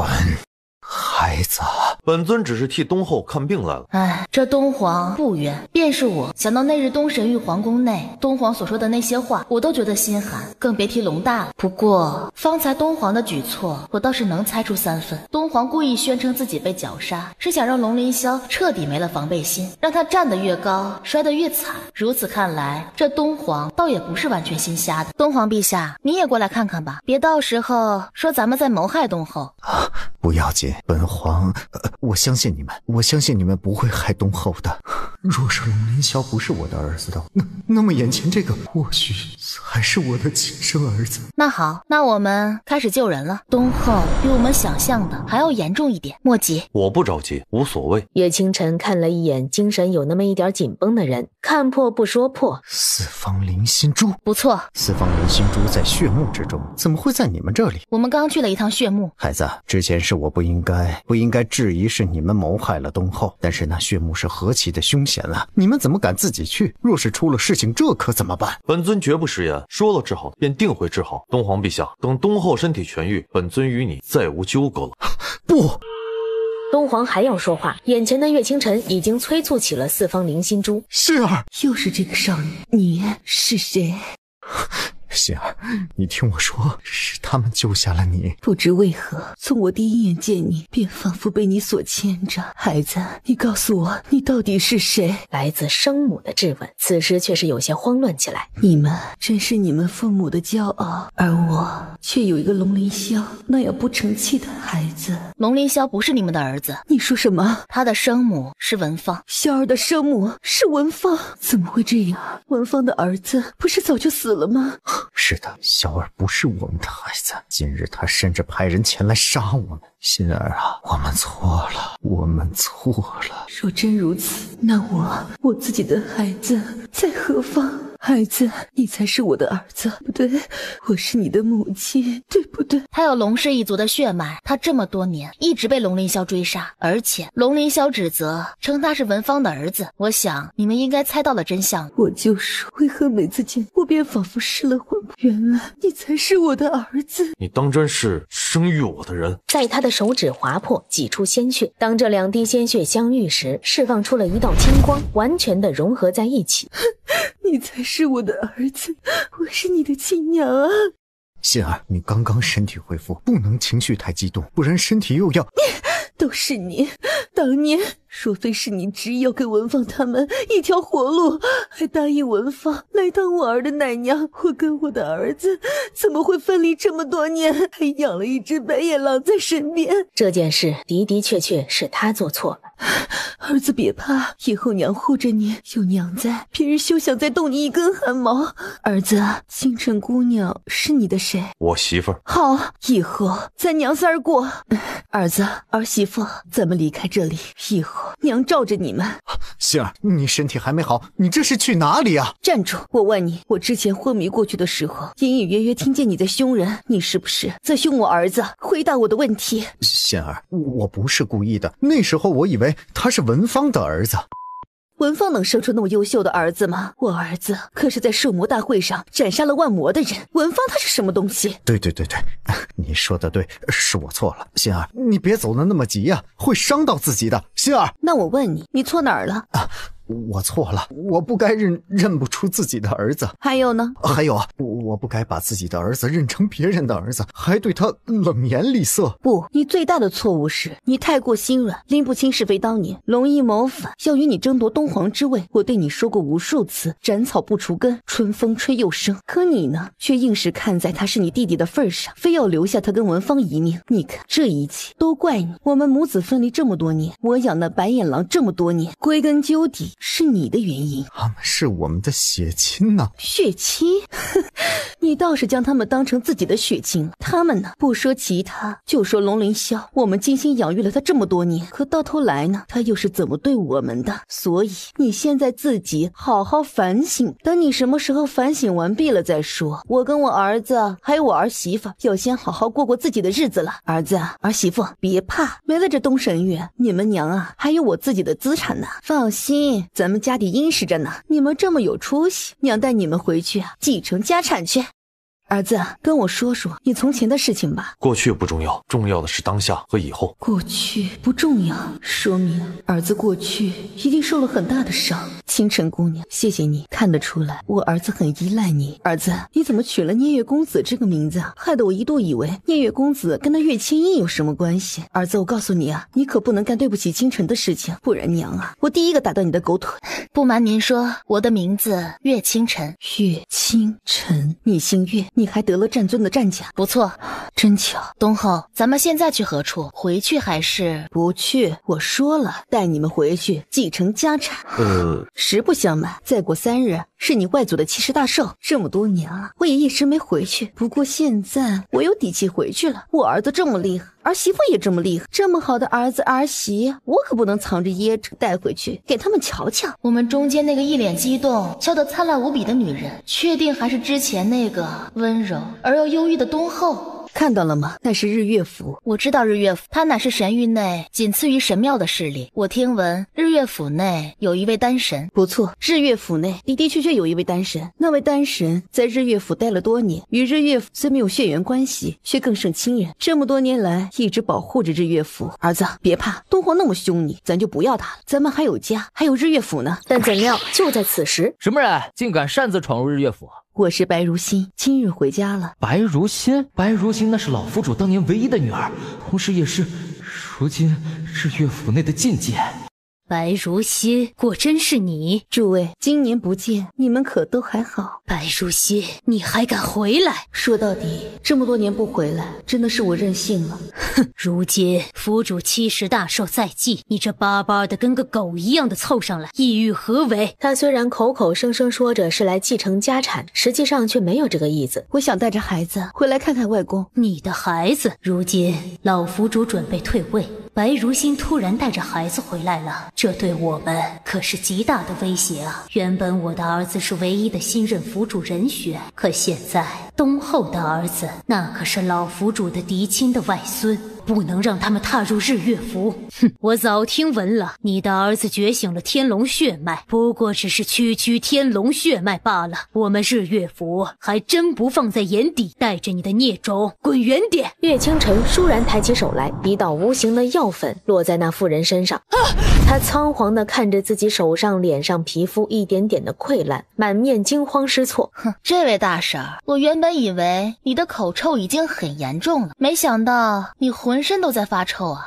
你们好大的胆子，敢回来日月府胡作非为！我告诉你，日月府你休想踏足一步！不错，白如心，你当初弄丢了府主的宝物，除非你将宝物找回来，否则你永远无法踏足日月府。什么宝物？哼，这是我们日月府的传承之宝，找不回宝物，你们休想光明正大的踏入日月府一步。几位长老，你们说对不对？不错，若我们能找回呢？若真的能找回，我们也不会食言，自会让你们重新踏足日月府。记好了你们说的。哼，若是那宝物能被找到，何至于等到现在？说起大话来也不怕扇了舌头，那你们就去找吧。几位长老，我就不在这里逗留了，我得赶紧回去看脸。过几日罗培丹神要来参加府主的70大寿，他说会在寿宴上收下我儿为徒，我得先行回去准备准备了。等我儿子被收为徒，这新任府主就毫无悬念了。罗培丹神有了，这是头等大事，你快回去吧。罗培啊，没想到我当初最不看好的一个徒孙，竟然也变成丹神了，真是人不可貌相啊！那是来自岳清晨所融合的第一世风青青的记忆。感情那罗培竟是当年我的一个徒孙。原本我想着带你们回到日月府，给你们最好的一切，却没想到竟将你们带入了麻烦。都是一家人，谈何麻烦？您的事情便是我们的事情。瞧瞧这小模样俊的，还有这小嘴甜的，关键是他的脾性太对我的胃口了。清晨，你记好了，以后我儿子若是敢欺负你，你第一个跟我说，就算不要这个儿子，我也不会不要你。所以我刚认的娘又要飞走吗？怎么好像我才是个买东西赠送的那个？不是说去找那天命塔吗？去哪里找？当年天命塔被盗，不知去了何处。不过我随身携带着天命塔的罩子，或者能感知到天命塔的所在。可惜我的力量还不够，天命塔乃是当年的一位老祖宗的东西，我实在是无法开启。让我试试。你光芒落下，将天命塔罩完全的附住。你竟能够操控起天命塔罩？当初我之所以能够被日月府选中前去看守天命塔，不过只是因为我能够挪动天命塔罩罢了，也是仅此而已。可岳清晨却是轻而易举地操控起了他到底是什么人？他家媳妇果真是无所不能的。我也不太清楚，随随便便一出手，竟就操动起他来了。要知道，当年放眼整个日月府，只有我一个人能够稍稍挪动天命塔半分，仅仅如此，便都得到了整个日月府众人的追捧。唉，实在是长江后浪推前浪，前浪死在沙滩上啊。那你知道天命塔所在的确切位置了吗？差不多知道了。我明里暗里找了20余年，都没怎么找到，他却……唉，真是人比人气死人。再往前，这是要去什么地方？忘川海。怎么回事？天命塔怎么会在忘川海？儿子，儿媳妇，我们回去，我们不去了。为何？已经快寻到了，为何不去？忘川海那是很残酷的地方，曾经有一对有情人殉情于此，谁也不知他们到底经历了什么，竟让天道震怒，让这忘川海成了绝情水。后世但凡有人触碰过忘川海水，便会被灭了7情6欲。是吗？的确如此，所以算了，我们不去了。了。天命塔必须要去取回来，一是为了东后回到日月府，二则是想要验证自己脑海里的猜测。岳清晨太想知道那天命塔到底是什么了，竟让他忍不住的想要靠近。龙大，我准备过去，你在这里先陪着东后。我陪你去，刀山火海我都陪你，更何况这是日月府的事情，是我自己的事情。不行，你们不能去，忘川海会让你们断绝七情六欲的。我不需要什么七情六欲，我只需要岳清晨，因为他是我的命，我有我的命就够了。东后还欲说话，却是所有话语在听到这句话之后戛然而止，他眼底更是泛起了些许晶莹。久久，东后张了张唇，似乎想要说话，却最终说不出一句话来，只是化作了2个字的叹息。罢了。那是天龙，他手一挥，将周身所有气息全部隐匿起来。是龙凌霄，他竟也到了此处。东后忍住了前去杀人的冲动。不对，他来这忘川海，莫非也是为了寻天命塔？我绝对不会相信龙凌霄也会有这通天的本事，能够得知天命塔的方向。东后看着那道褐色身影，却是眉心越皱越紧。莫急，听听他们要干什么。老师，这里是忘川海，您怎会带我来这里？我说了，带你来拿天命塔的。老师，你的意思是天命塔在这里？您确定吗？我当然确定。当年我受人之托，将天命塔带离日月府，谁料到天命塔半途竟自己不知发了什么疯，硬是自己飞过来了，投身于忘川海了。日月府，您到底是什么人？为何与日月府有关联？太子殿下放心，这个世界上谁都可能会害您，但是我不会害您。总之，太子殿下，您听我的便是，一会儿按照我所言，取走天命塔，进贡给日月府。从此，殿下你定能得到那丹神的青睐，走上至高无上之位。而且，日月府内有我一位老朋友，那日月府何愁不臣服于殿下您呢？真的吗？当然，要知道殿下能有今日，可少不了那位朋友的相助。只不过我们也多年未见了。那个人到底是谁？原来天命塔与他有关系，龙凌霄也与他有关系。莫不是当年儿子丢失的一幕是他们所策划，甚至于跟日月府的人也掺杂了关系。我要去杀了那畜生，我要去杀了他。不要着急，世人都知道我们已经死了。好，我不着急，我倒是要看看这畜生到时候怎么登基。还有那位日月府的朋友，本宫倒是要看看是什么人筹谋这么多年。只不过我们要去取天命塔，注定也会被他们认出来。无妨。他陡然伸手，径自随身空间之内取出3颗丹药，自己吞下1颗之后，还分别给东后与龙思觉1颗。这是一枚圣品丹药，品阶甚至还在圣品巅峰。儿媳妇，这丹药必是你自己炼的？不错，正是我炼的。龙思觉亦是已将丹药吞下，瞬间外观上就变了一个容貌。等3个人彻底改了容貌，完全看不出之前的身份之后，龙思觉看着那依旧是满面震撼的东后，清晨是不是很厉害？儿子，你可要把这么好的儿媳妇看紧了，你要是敢把她给弄丢了，老娘我弄死你！确定这是龙主子的亲娘？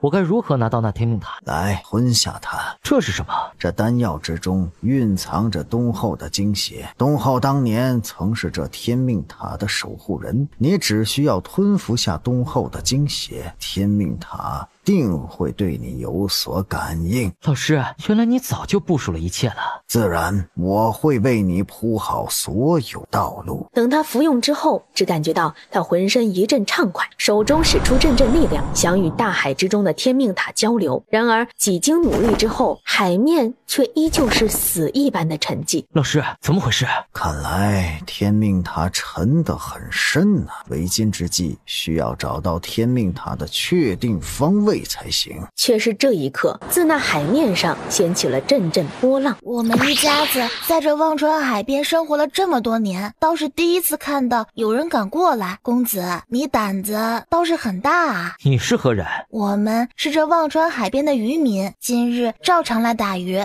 手起之际，他竟是从那忘川海之中抓获了几条大鱼。这忘川海一直以来都被人传作绝情海，从来没有人敢靠近，而这个女子竟然在海边，仿佛什么都不存在。夫君，今晚咱们又有的加餐了。不错，咱们再多打几条，好不容易来一趟，不能空手而归。不一会儿功夫，他抓上来好多条鱼。姑娘，这忘川海可是绝情海，你们常年生活在忘川海边，可一点都没有受到影响。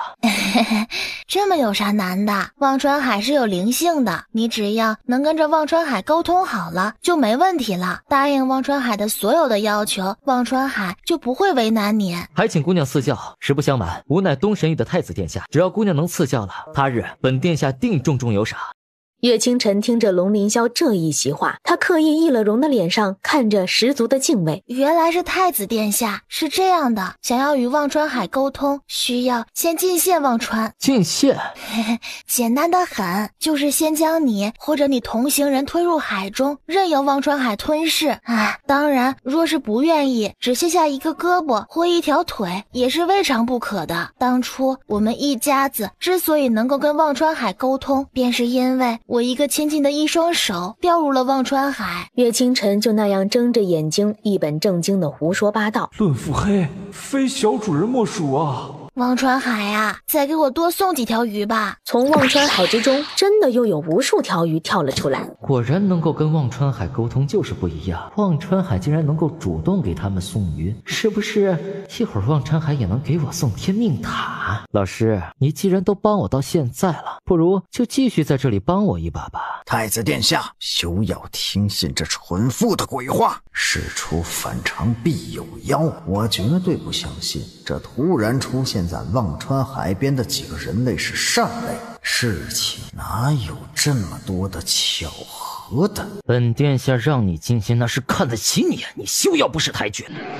太子殿下，您不能这么做，不能啊！老师，你已经帮了我这么久，本太子说过，一定会给你享受尽的荣华富贵。你放心，即使你没了手，本太子以后会照顾你辈子的。龙凌霄，你不可以，你这样做是大逆不道，我可是一掌砸下，生生的断了老者的一根胳膊。老者怒瞪着眼睛，似乎想要说话，但是直到最后，他都说不出一句话来，只是满脸的痛苦。反观一边的龙凌霄，他满面激动，毫不犹豫地将老者的手臂丢入了忘川海之中，然后默默等待着，意图与忘川海沟通。怎么回事？或许一条胳膊还不够。老师，我会善待你的。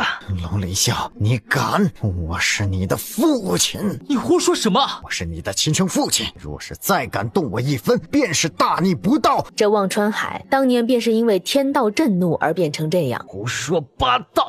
你才不是我的生父！我若不是你的生父，何至于替你筹划这么久？你真以为文芳一个人能有这么大的胆子将你跟真正的太子调换？龙凌霄，那几个人并非善类，去杀了他们！便是在这一刻，大逆不道的畜生！本天道最是看不惯这样的畜生！天道，殿下，是天道，天道来了，快向天道认错！我不是故意，求您放了我，求您放了我！东神域龙凌霄，你可知道你都做了什么大逆不道之事？天道大人，我真的错了。好，现在我要你自费玄力抽出天龙血脉，以作谢罪，否则本天道今日将你二人毒死于此。天道大人，求求您！一道气流轰然砸在他身上。天道数到3，你若不应，本天道亲自动手。1，我不能死，我绝对不能死。2，天道大人，我答应你。属于龙凌霄的那一条半生天龙亦是自他身体之中离开。天道大人，如你所言，我做到了。既然如此，本天道就放你一马，现在滚蛋吧！多谢天道大人不杀之恩，多谢。小主人，那天道的声音，我咋瞅着好像是从你的身体里发出来的？自信点，就是我。女人一旦耍起狠招来，实在是够狠啊！他追杀了龙大那么多年，这不过只是个利息罢了。更何况天龙之脉，他不配。不过别说，天道虽然自己不怎么样，但他的名头还真好使，省了脏了我的手。我家儿媳妇也未免太强悍了。儿媳妇，你这么冒充天道，会不会激怒了他？天道可不是好惹的，若是激怒了天道，后果很恐怖。没事，总归已经结下梁子了，早晚还要再打一架的。我替你打。放心，不是这会儿。狗天道现在躲回去养伤了，下次我打得他回不去。这二位是不是发烧了？小主人，你方才不是能跟忘川海沟通吗？让他把天命塔也跟丢鱼一样丢出来呗。蠢货，那是龙大的操作，龙大可鱼万寿，海中的鱼也不例外，我们不过只是略施小计罢了。原来如此，我还真以为这忘川海被你操控。好个歹毒的丫头，若非是亲眼所见，我当真没想到会有如此歹毒狠辣的人，连我都被你给骗了。你是何人？莫管我是何人，总之天命塔无论你们想什么计策，你们也休想拿到。他口中念念有词，似乎在召唤什么。伴随着他的召唤，自那忘川之中却是透出耀眼的金光。为何连我们死了也不得安宁？你为何非要来扰我们的清宁？那是什么野兽？它们看似野兽，却并不尽然，满身没有野兽的气息。那不是野兽，那是被幻化成兽类的人。不错，那是人。难不成那就是当初在这里殉情的二人？天道就是因为他们才将这忘川海变成了这样。你要做什么？你快掉到海里了，我顺手救了你一把，看到了吗？你是拿不到天命塔的。即使我拿不到，你也永远不可能。那不一定。臭丫头，怎么你也妄图从忘川海之中取走东西？有本事来啊，看你有何能耐！龙思觉伸出手，紧紧地抓住了岳清晨的手，十指紧扣。你退后，我来。原来是一对有情人。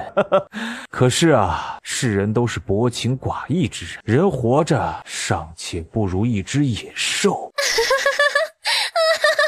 虚情假意的一对男女罢了，在忘川海之侧胆敢作秀。当年他们自己也是一对有情人，可是却被两个家族不容，被世人不容，最后殉情于此。那一刻，他们觉得他们生而为人，但却连野兽都比不上，至少野兽还可以在乡野之间自由地撒欢呢，而他们，于是他们宁愿化作一对野兽，生生世世地厮守在这忘川海中，直到最后连天道都认可了他们。他就明白了在他们身上到底发生了什么事。莫要太高估你们自己，你以为只有你们才有真情是吗？那倒是让我们看看你们有什么真情。世人都知道这忘川海的确能够绝了人的七情六欲，但是却奈何不了真正的真情。你们敢不敢踏入这忘川海试一试，看看你们到底真情还是假意？你们若真能够踏入这忘川海，全身而退，无论你们想要取什么东西，我们绝对不会阻拦半分。有何不敢？金色的光芒自二人手中缓缓地往外溢出，他们体内的易容丹丧失了效果，露出他们原本的容貌。不仅仅是岳清晨，甚至连龙思觉脑海之中都回荡起了很多根本不属于他们的记忆。岳清晨曾是风青青领主，而他龙思觉则是一直陪伴着他的神龙之主。为了拯救他，他放光了全身的鲜血。又不知是某一世，岳清晨是渔女，龙思觉则是樵夫，他们独自生活在荒岛，一生一世只为他一人砍柴烧火做饭。岳清晨曾是一代女帝，龙思觉更是他的国师，永生只为他出谋划策，助他一统大业。岳清晨曾是一代女将，龙思觉则成为他的护法，陪他冲锋杀敌。太多太多的记忆碎片突然冲袭着二人的大脑，他们在这一刻终于忍不住顿足，再也不能往前一步。儿子，儿媳妇，你疯了！他们势必是对抗不了忘川海的力量的，你现在去岂不是自寻死路？他竟隐隐约约之间从那二人身上看到了些许似曾相识的感觉。自那二人周身再度溢出一道震天的强光，所有的记忆冲袭着他们，但是每一段记忆里，龙思觉都是为了岳清晨而死。龙思觉是樵夫，他为了救下重病的岳清晨前去采药，被野兽吞噬了。龙思觉是国师，邻国来犯，他以性命护住岳清晨，任由自己被万箭穿心。龙思觉是副将时，他更是为了救岳清晨被斩断了头颅。岳清晨站在原地，不知不觉间衣衫已被泪水打湿。龙大，你真傻。我想起来了，想起来了好多好多。清晨，我好开心，原来我早就认识你了。岳清晨与龙思觉二人指缝之间更是有强大的金光漫天而起。忘川海此刻竟像是突然之间害怕了似的，那一对男女眼下站在一个个平台之上，二人互相看着彼此，仿佛周遭一切与他们毫无关联。他们竟然真的什么都没做，就对抗住了忘川海的天道之力。那是他们之间的情谊，天道之力将这忘川海变成了绝情海。偏偏我儿子儿媳妇有天底下最坚不可摧的情谊，绝情海都怕了。我们可是对抗住了这忘川海，是我们鄙薄了，没成想人类还真会有如此忠贞不二的情感。我们不会阻拦你，你们要找什么就请便吧。好，您这是……我收回方才我说的话，这会儿借姑娘的力量一用，待我取到了该拿到的东西，必当重谢。你跟你师傅倒是不太相似，你那师傅从前惯会死皮赖脸。你是何人？你认识我师傅？是天命塔。这天命塔乃是他的至宝。我来迟了，不过是分别了一点时间，就闹情绪了。看来你得挨揍了。天命塔可不是你能……方才还怒气汹汹，仿佛要将岳清晨压碎的天命塔，一直缩到了只有掌心大小，这才乖。咋回事？现在不论是男女，甚至连一个物件都敢来跟我抢人了？这动作也太熟悉了。你是小鼻涕虫，多年不见，你倒是长大了不少，变了个样子呢。我不是领主。你活了这么多年，便是为了守护天命塔吗？苦了你了。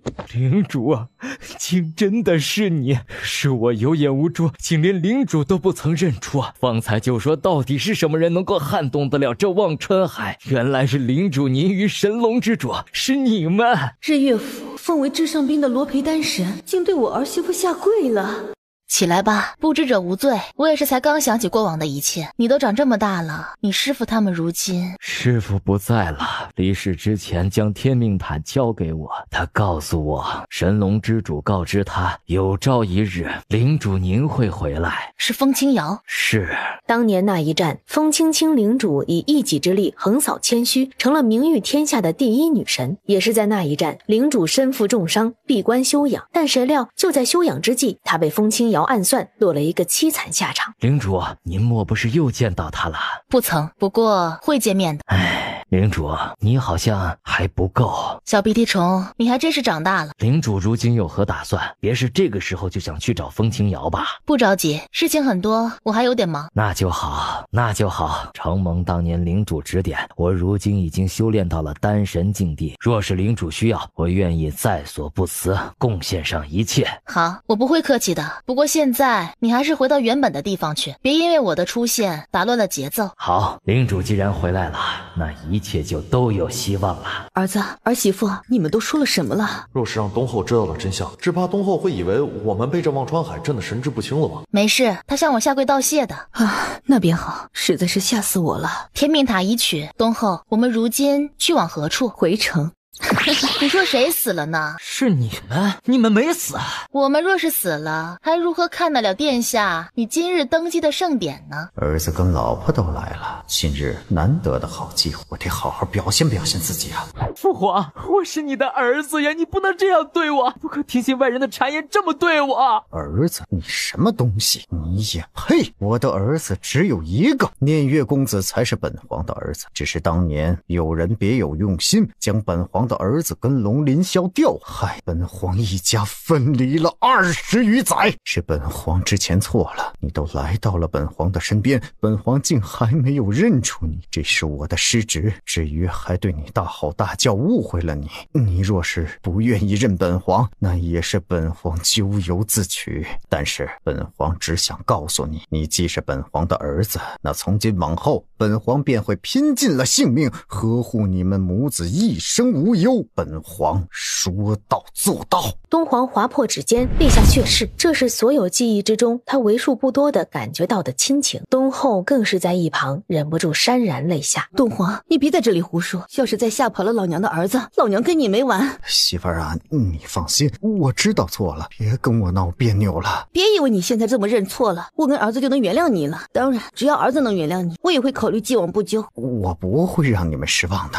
胆敢伤本皇的儿媳妇，原本你也算不知者无罪，可你先杀东后，又去杀本皇的儿子，再来杀本皇，无论是哪一种过错，你都是大逆不道。本皇要你求生不得，求死不能。明明同样是天龙血脉，凭什么我就要低人一等？凭什么我就不能登基为皇？说的不错，只要是能够觉醒了天龙的，都有参加皇位竞选的能力。龙毅，是你们精心部署了这么多年，你们简直是畜生不如。东皇自古来笑到最后的还是圣娥，所以休要怪我们不客气了。龙毅，你要做什么？东皇，当年我们二人一同觉醒了天龙血脉，而我却败在了你的手上，我不明白这到底是什么原因？今时今日，不为其他，就算是为了当年那一战，我也要殊死一搏。父亲，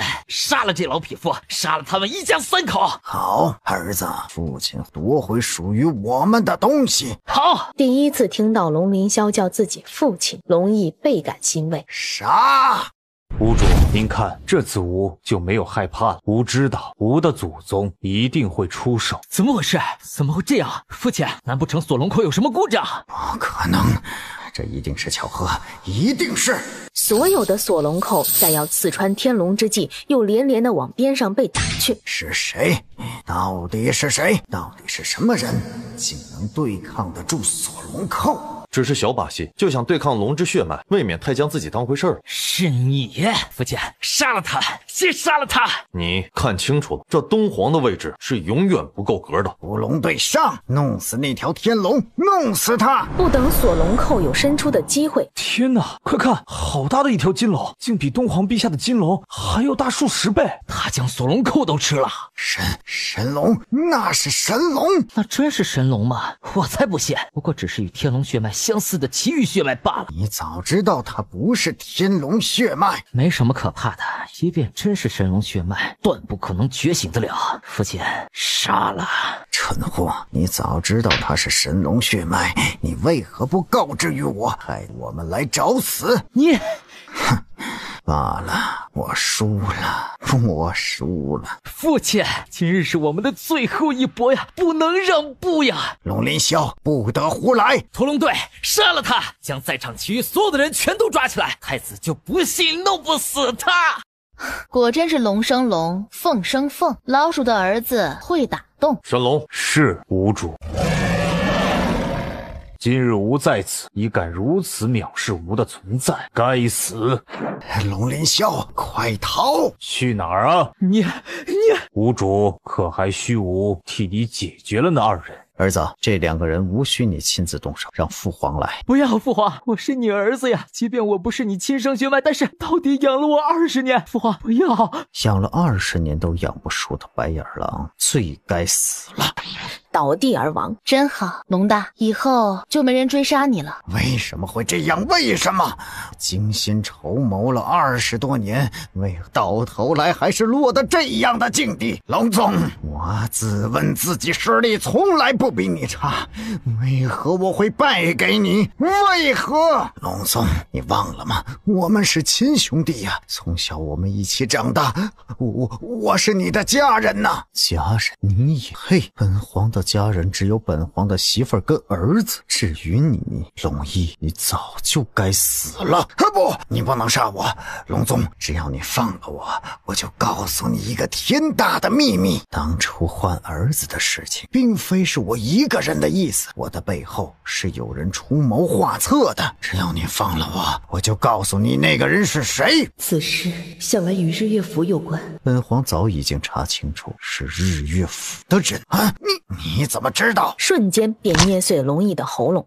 心儿，我来认错了，你能接受我的道歉吗？儿子，你父亲他知道错了，你考虑一下认不认他？娘不为难你，你要是不愿意认他，娘啊，我马上收拾东西继续跟你们离开。干得不错，儿子，这么说你原谅我了？龙思觉闷哼了一声，心儿，咱儿子原谅我了。这几日你在调查当年的事情？是的。是谁？今日大喜之日，先不说这些，我呢还有更重要的事情想要宣布。确定今天是大喜之日？诸位，趁着大喜之日，神谕诸位皇室又在此，本皇向大家宣布一件事情：本皇的儿子并非龙凌霄，而是这位念月公子龙思觉。从今日起，龙思觉便是东神域之主，本皇现在就将东神域交到他的手上。不必了，我不喜束缚，这位置我不喜欢，况且我也不稀罕。不愧是神龙之主啊！龙凌霄以性命想要夺得的位置，却在神龙之主的眼底不值一提。好了，既然这件事已了，那我们就先告辞一步了。看到了没？我儿子不喜欢当这什么东皇，你偏要我儿子当，现在又让我儿子不开心了。龙宗，老娘我绝少不了你！哎呀，这媳妇儿真是越来越暴力了。娘亲，娘亲，为什么你都不理我们？方才我们拼了命的在跟你打招呼，可是你都不搭理我们。方才是娘亲不对，娘亲本想着一会儿再去找你们的。我们还以为娘亲不要我们了。臭小子，娘亲怎么会不要你们？你们是娘亲的心肝宝贝。那娘亲，我们要亲亲，亲亲了才能安抚受伤的心。小家伙，人小鬼大，怎么样？可好些了？好多了。嘿嘿，娘亲真好，娘亲的亲亲好香。的确，我心里舒服多了。我终于知道为什么之前每次爹爹受伤都要娘亲去疗伤了。果然，娘亲的亲亲是疗伤最好的方法。狗男人，儿子都被他给带坏了。娘亲，以后我们要是哪里再不舒服了，你一定要多给我们亲亲哦。你们敢？娘亲，我们好怕，我们的心灵受到伤害了，要亲亲才能平坦。龙思觉的脸色黑得快发亮了。啥？你们是清晨的儿子？嘿，漂亮奶奶你好啊，我们是娘亲的儿子哦。是的，漂亮奶奶。臭小子，你们敢再让你娘亲亲一口，看我不打折你们的腿儿！娘亲救我，漂亮奶奶救我！臭小子，我警告你，这两个孩子是清晨的儿子，就是我的孙子，你要是敢动他们一下，老娘我跟你没完！我警告你，你这是在虐待孩童，我不管他们的爹是谁，总归他们入了老娘我的眼了。臭小，你要是不想当个好后爹，老娘我才要打断你的腿儿！你既接受了清晨，就要无条件的爱护他，呵护他，也要呵护他的儿子。我几时成了后爹了？后爹？那个漂亮奶奶，其实瞧把孩子给怕的，说话都不利索了。别害怕，有你们漂亮奶奶在，没人敢动你。可是他不是……放心，就算他不是你们亲爹，也没人能撼动得了你们在漂亮奶奶心底的位置。漂亮奶奶第一眼见到你们啊，就喜欢你们了。你们在奶奶心底比亲孙子还亲。你后爹若是再敢动你们，漂亮奶奶我就不认他了。一个男人是要为自己所有的选择负责的，既然他选择了你们娘亲，不管你们娘亲有什么样的过往，他都要全方位无条件的包容。若是他敢对你们动手，那就不配当我儿子，我会重重的惩罚他的。我怀疑我是不是认了个假的亲，这确定是我的亲娘吗？他终于知道为何东后当年能让东皇专宠于他，唯独一生一世一双人。那个漂亮奶奶，他不是后爹，他是咱亲爹。什么？那是我亲爹，也是我亲爹。我就说谁家孩子才能长得这么漂亮可爱，原来是我家的孩子，真不愧是我孙子。瞧瞧这模样，实在是有漂亮奶奶我当年的影子哟。哎呦，还有这小脸儿，简直跟你们爹长得一模一样，也跟我年轻时长得一模一样啊，一看就是我们家的血脉。明明方才爹爹还被当做后爹的。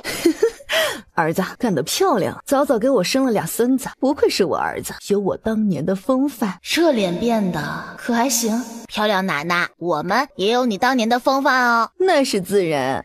好孩子，告诉奶奶你们叫什么名字？我叫小叶。我叫小莫。我是哥哥。我是弟弟哦。好，以后你们二人奶奶我罩着了，要是你们爹敢欺负你，你们就告诉我。好。清晨苦了你了，替我儿子生了2个孩子。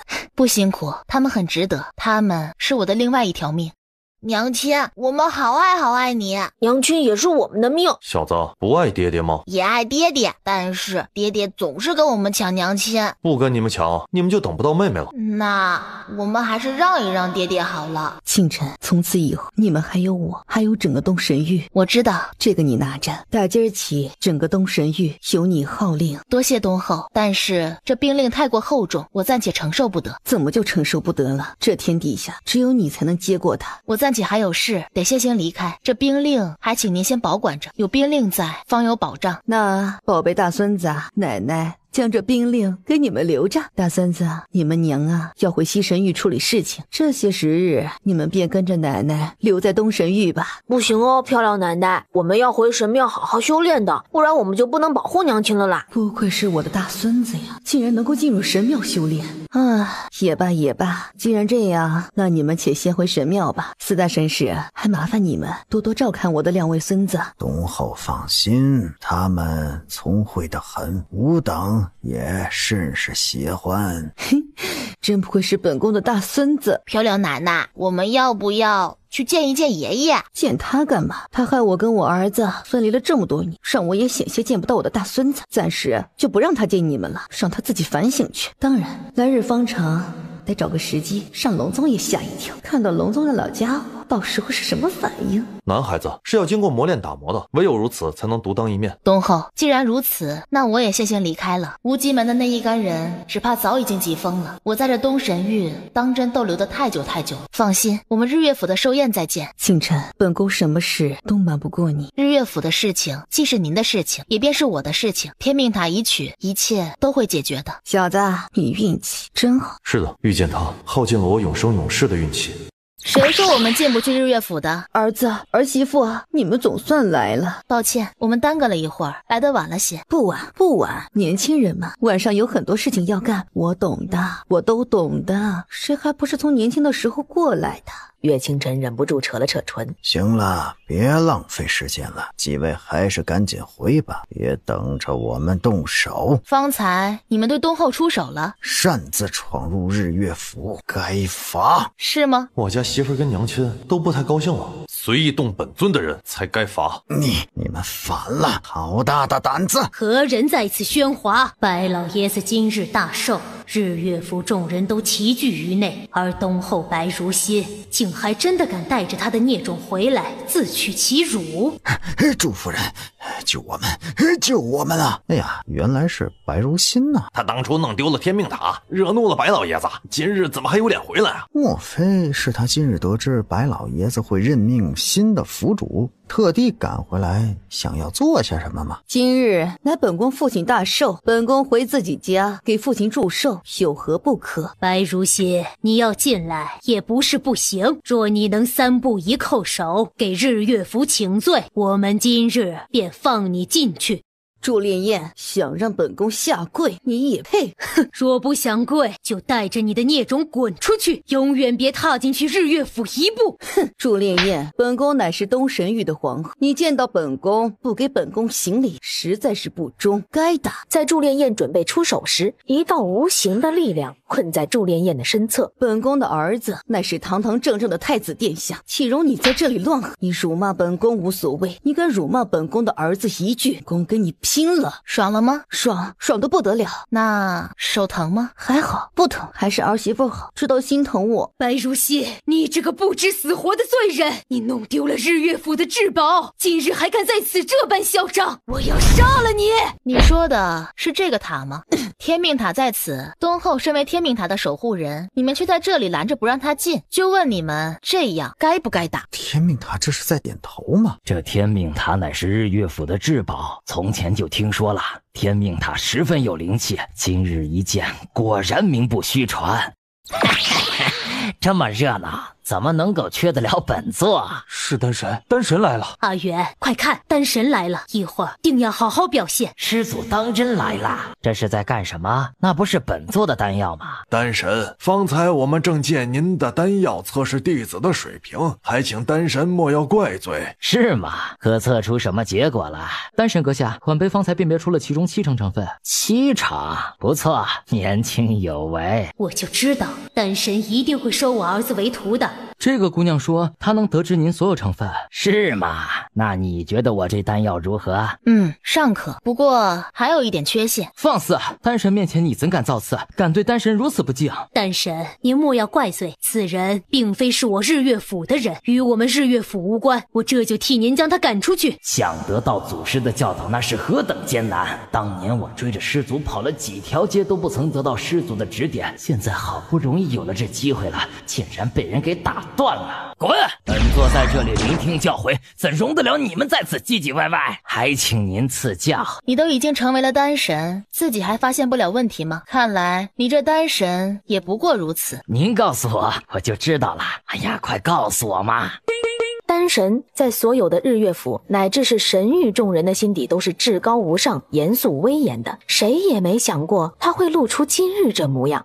并非是老府主教育不当，而是有人刻意而为之。放肆！今日乃是老府主的寿宴，什么人这么大胆，竟敢带一个将死的血人来此？带着一个血人至此，实在是居心叵测。来人实力强大。父亲，那是我儿子。哦，原来是老夫的外孙，果然来给外祖送礼，都这么不走寻常路。东后忍不住啧舌。方才就在他们一行人准备前来日月广场的时候，苍明战将发觉了陆氏一族的异常，他在里头感知到了他的同伴的气息，三人便一同前去。但怎料在抵达陆氏一族的一处时，却被一道奇怪的力量挡住了。那一股力量不弱，哪怕是龙思觉竟都无法瞬间将之破开。又逢日月广场这边宴席已经要开始了，龙思觉便暂且留在那里，称他先行进去一探究竟。所以那血人到底是谁，甚至连东后也不太清楚。你好大的胆子，莫以为你是白如心的儿子，就敢在此胡作非为。不错，本尊乃是东后之子，又是日月府老府主的外孙，自然想做什么就做什么。你很有意见？哈哈，老夫的外孙在老夫的寿宴上想干嘛就干嘛，出了什么事儿老夫担着。乖外孙子，这血人是你送给老夫的礼物吗？虽然奇怪了点儿，但是外祖喜欢得很。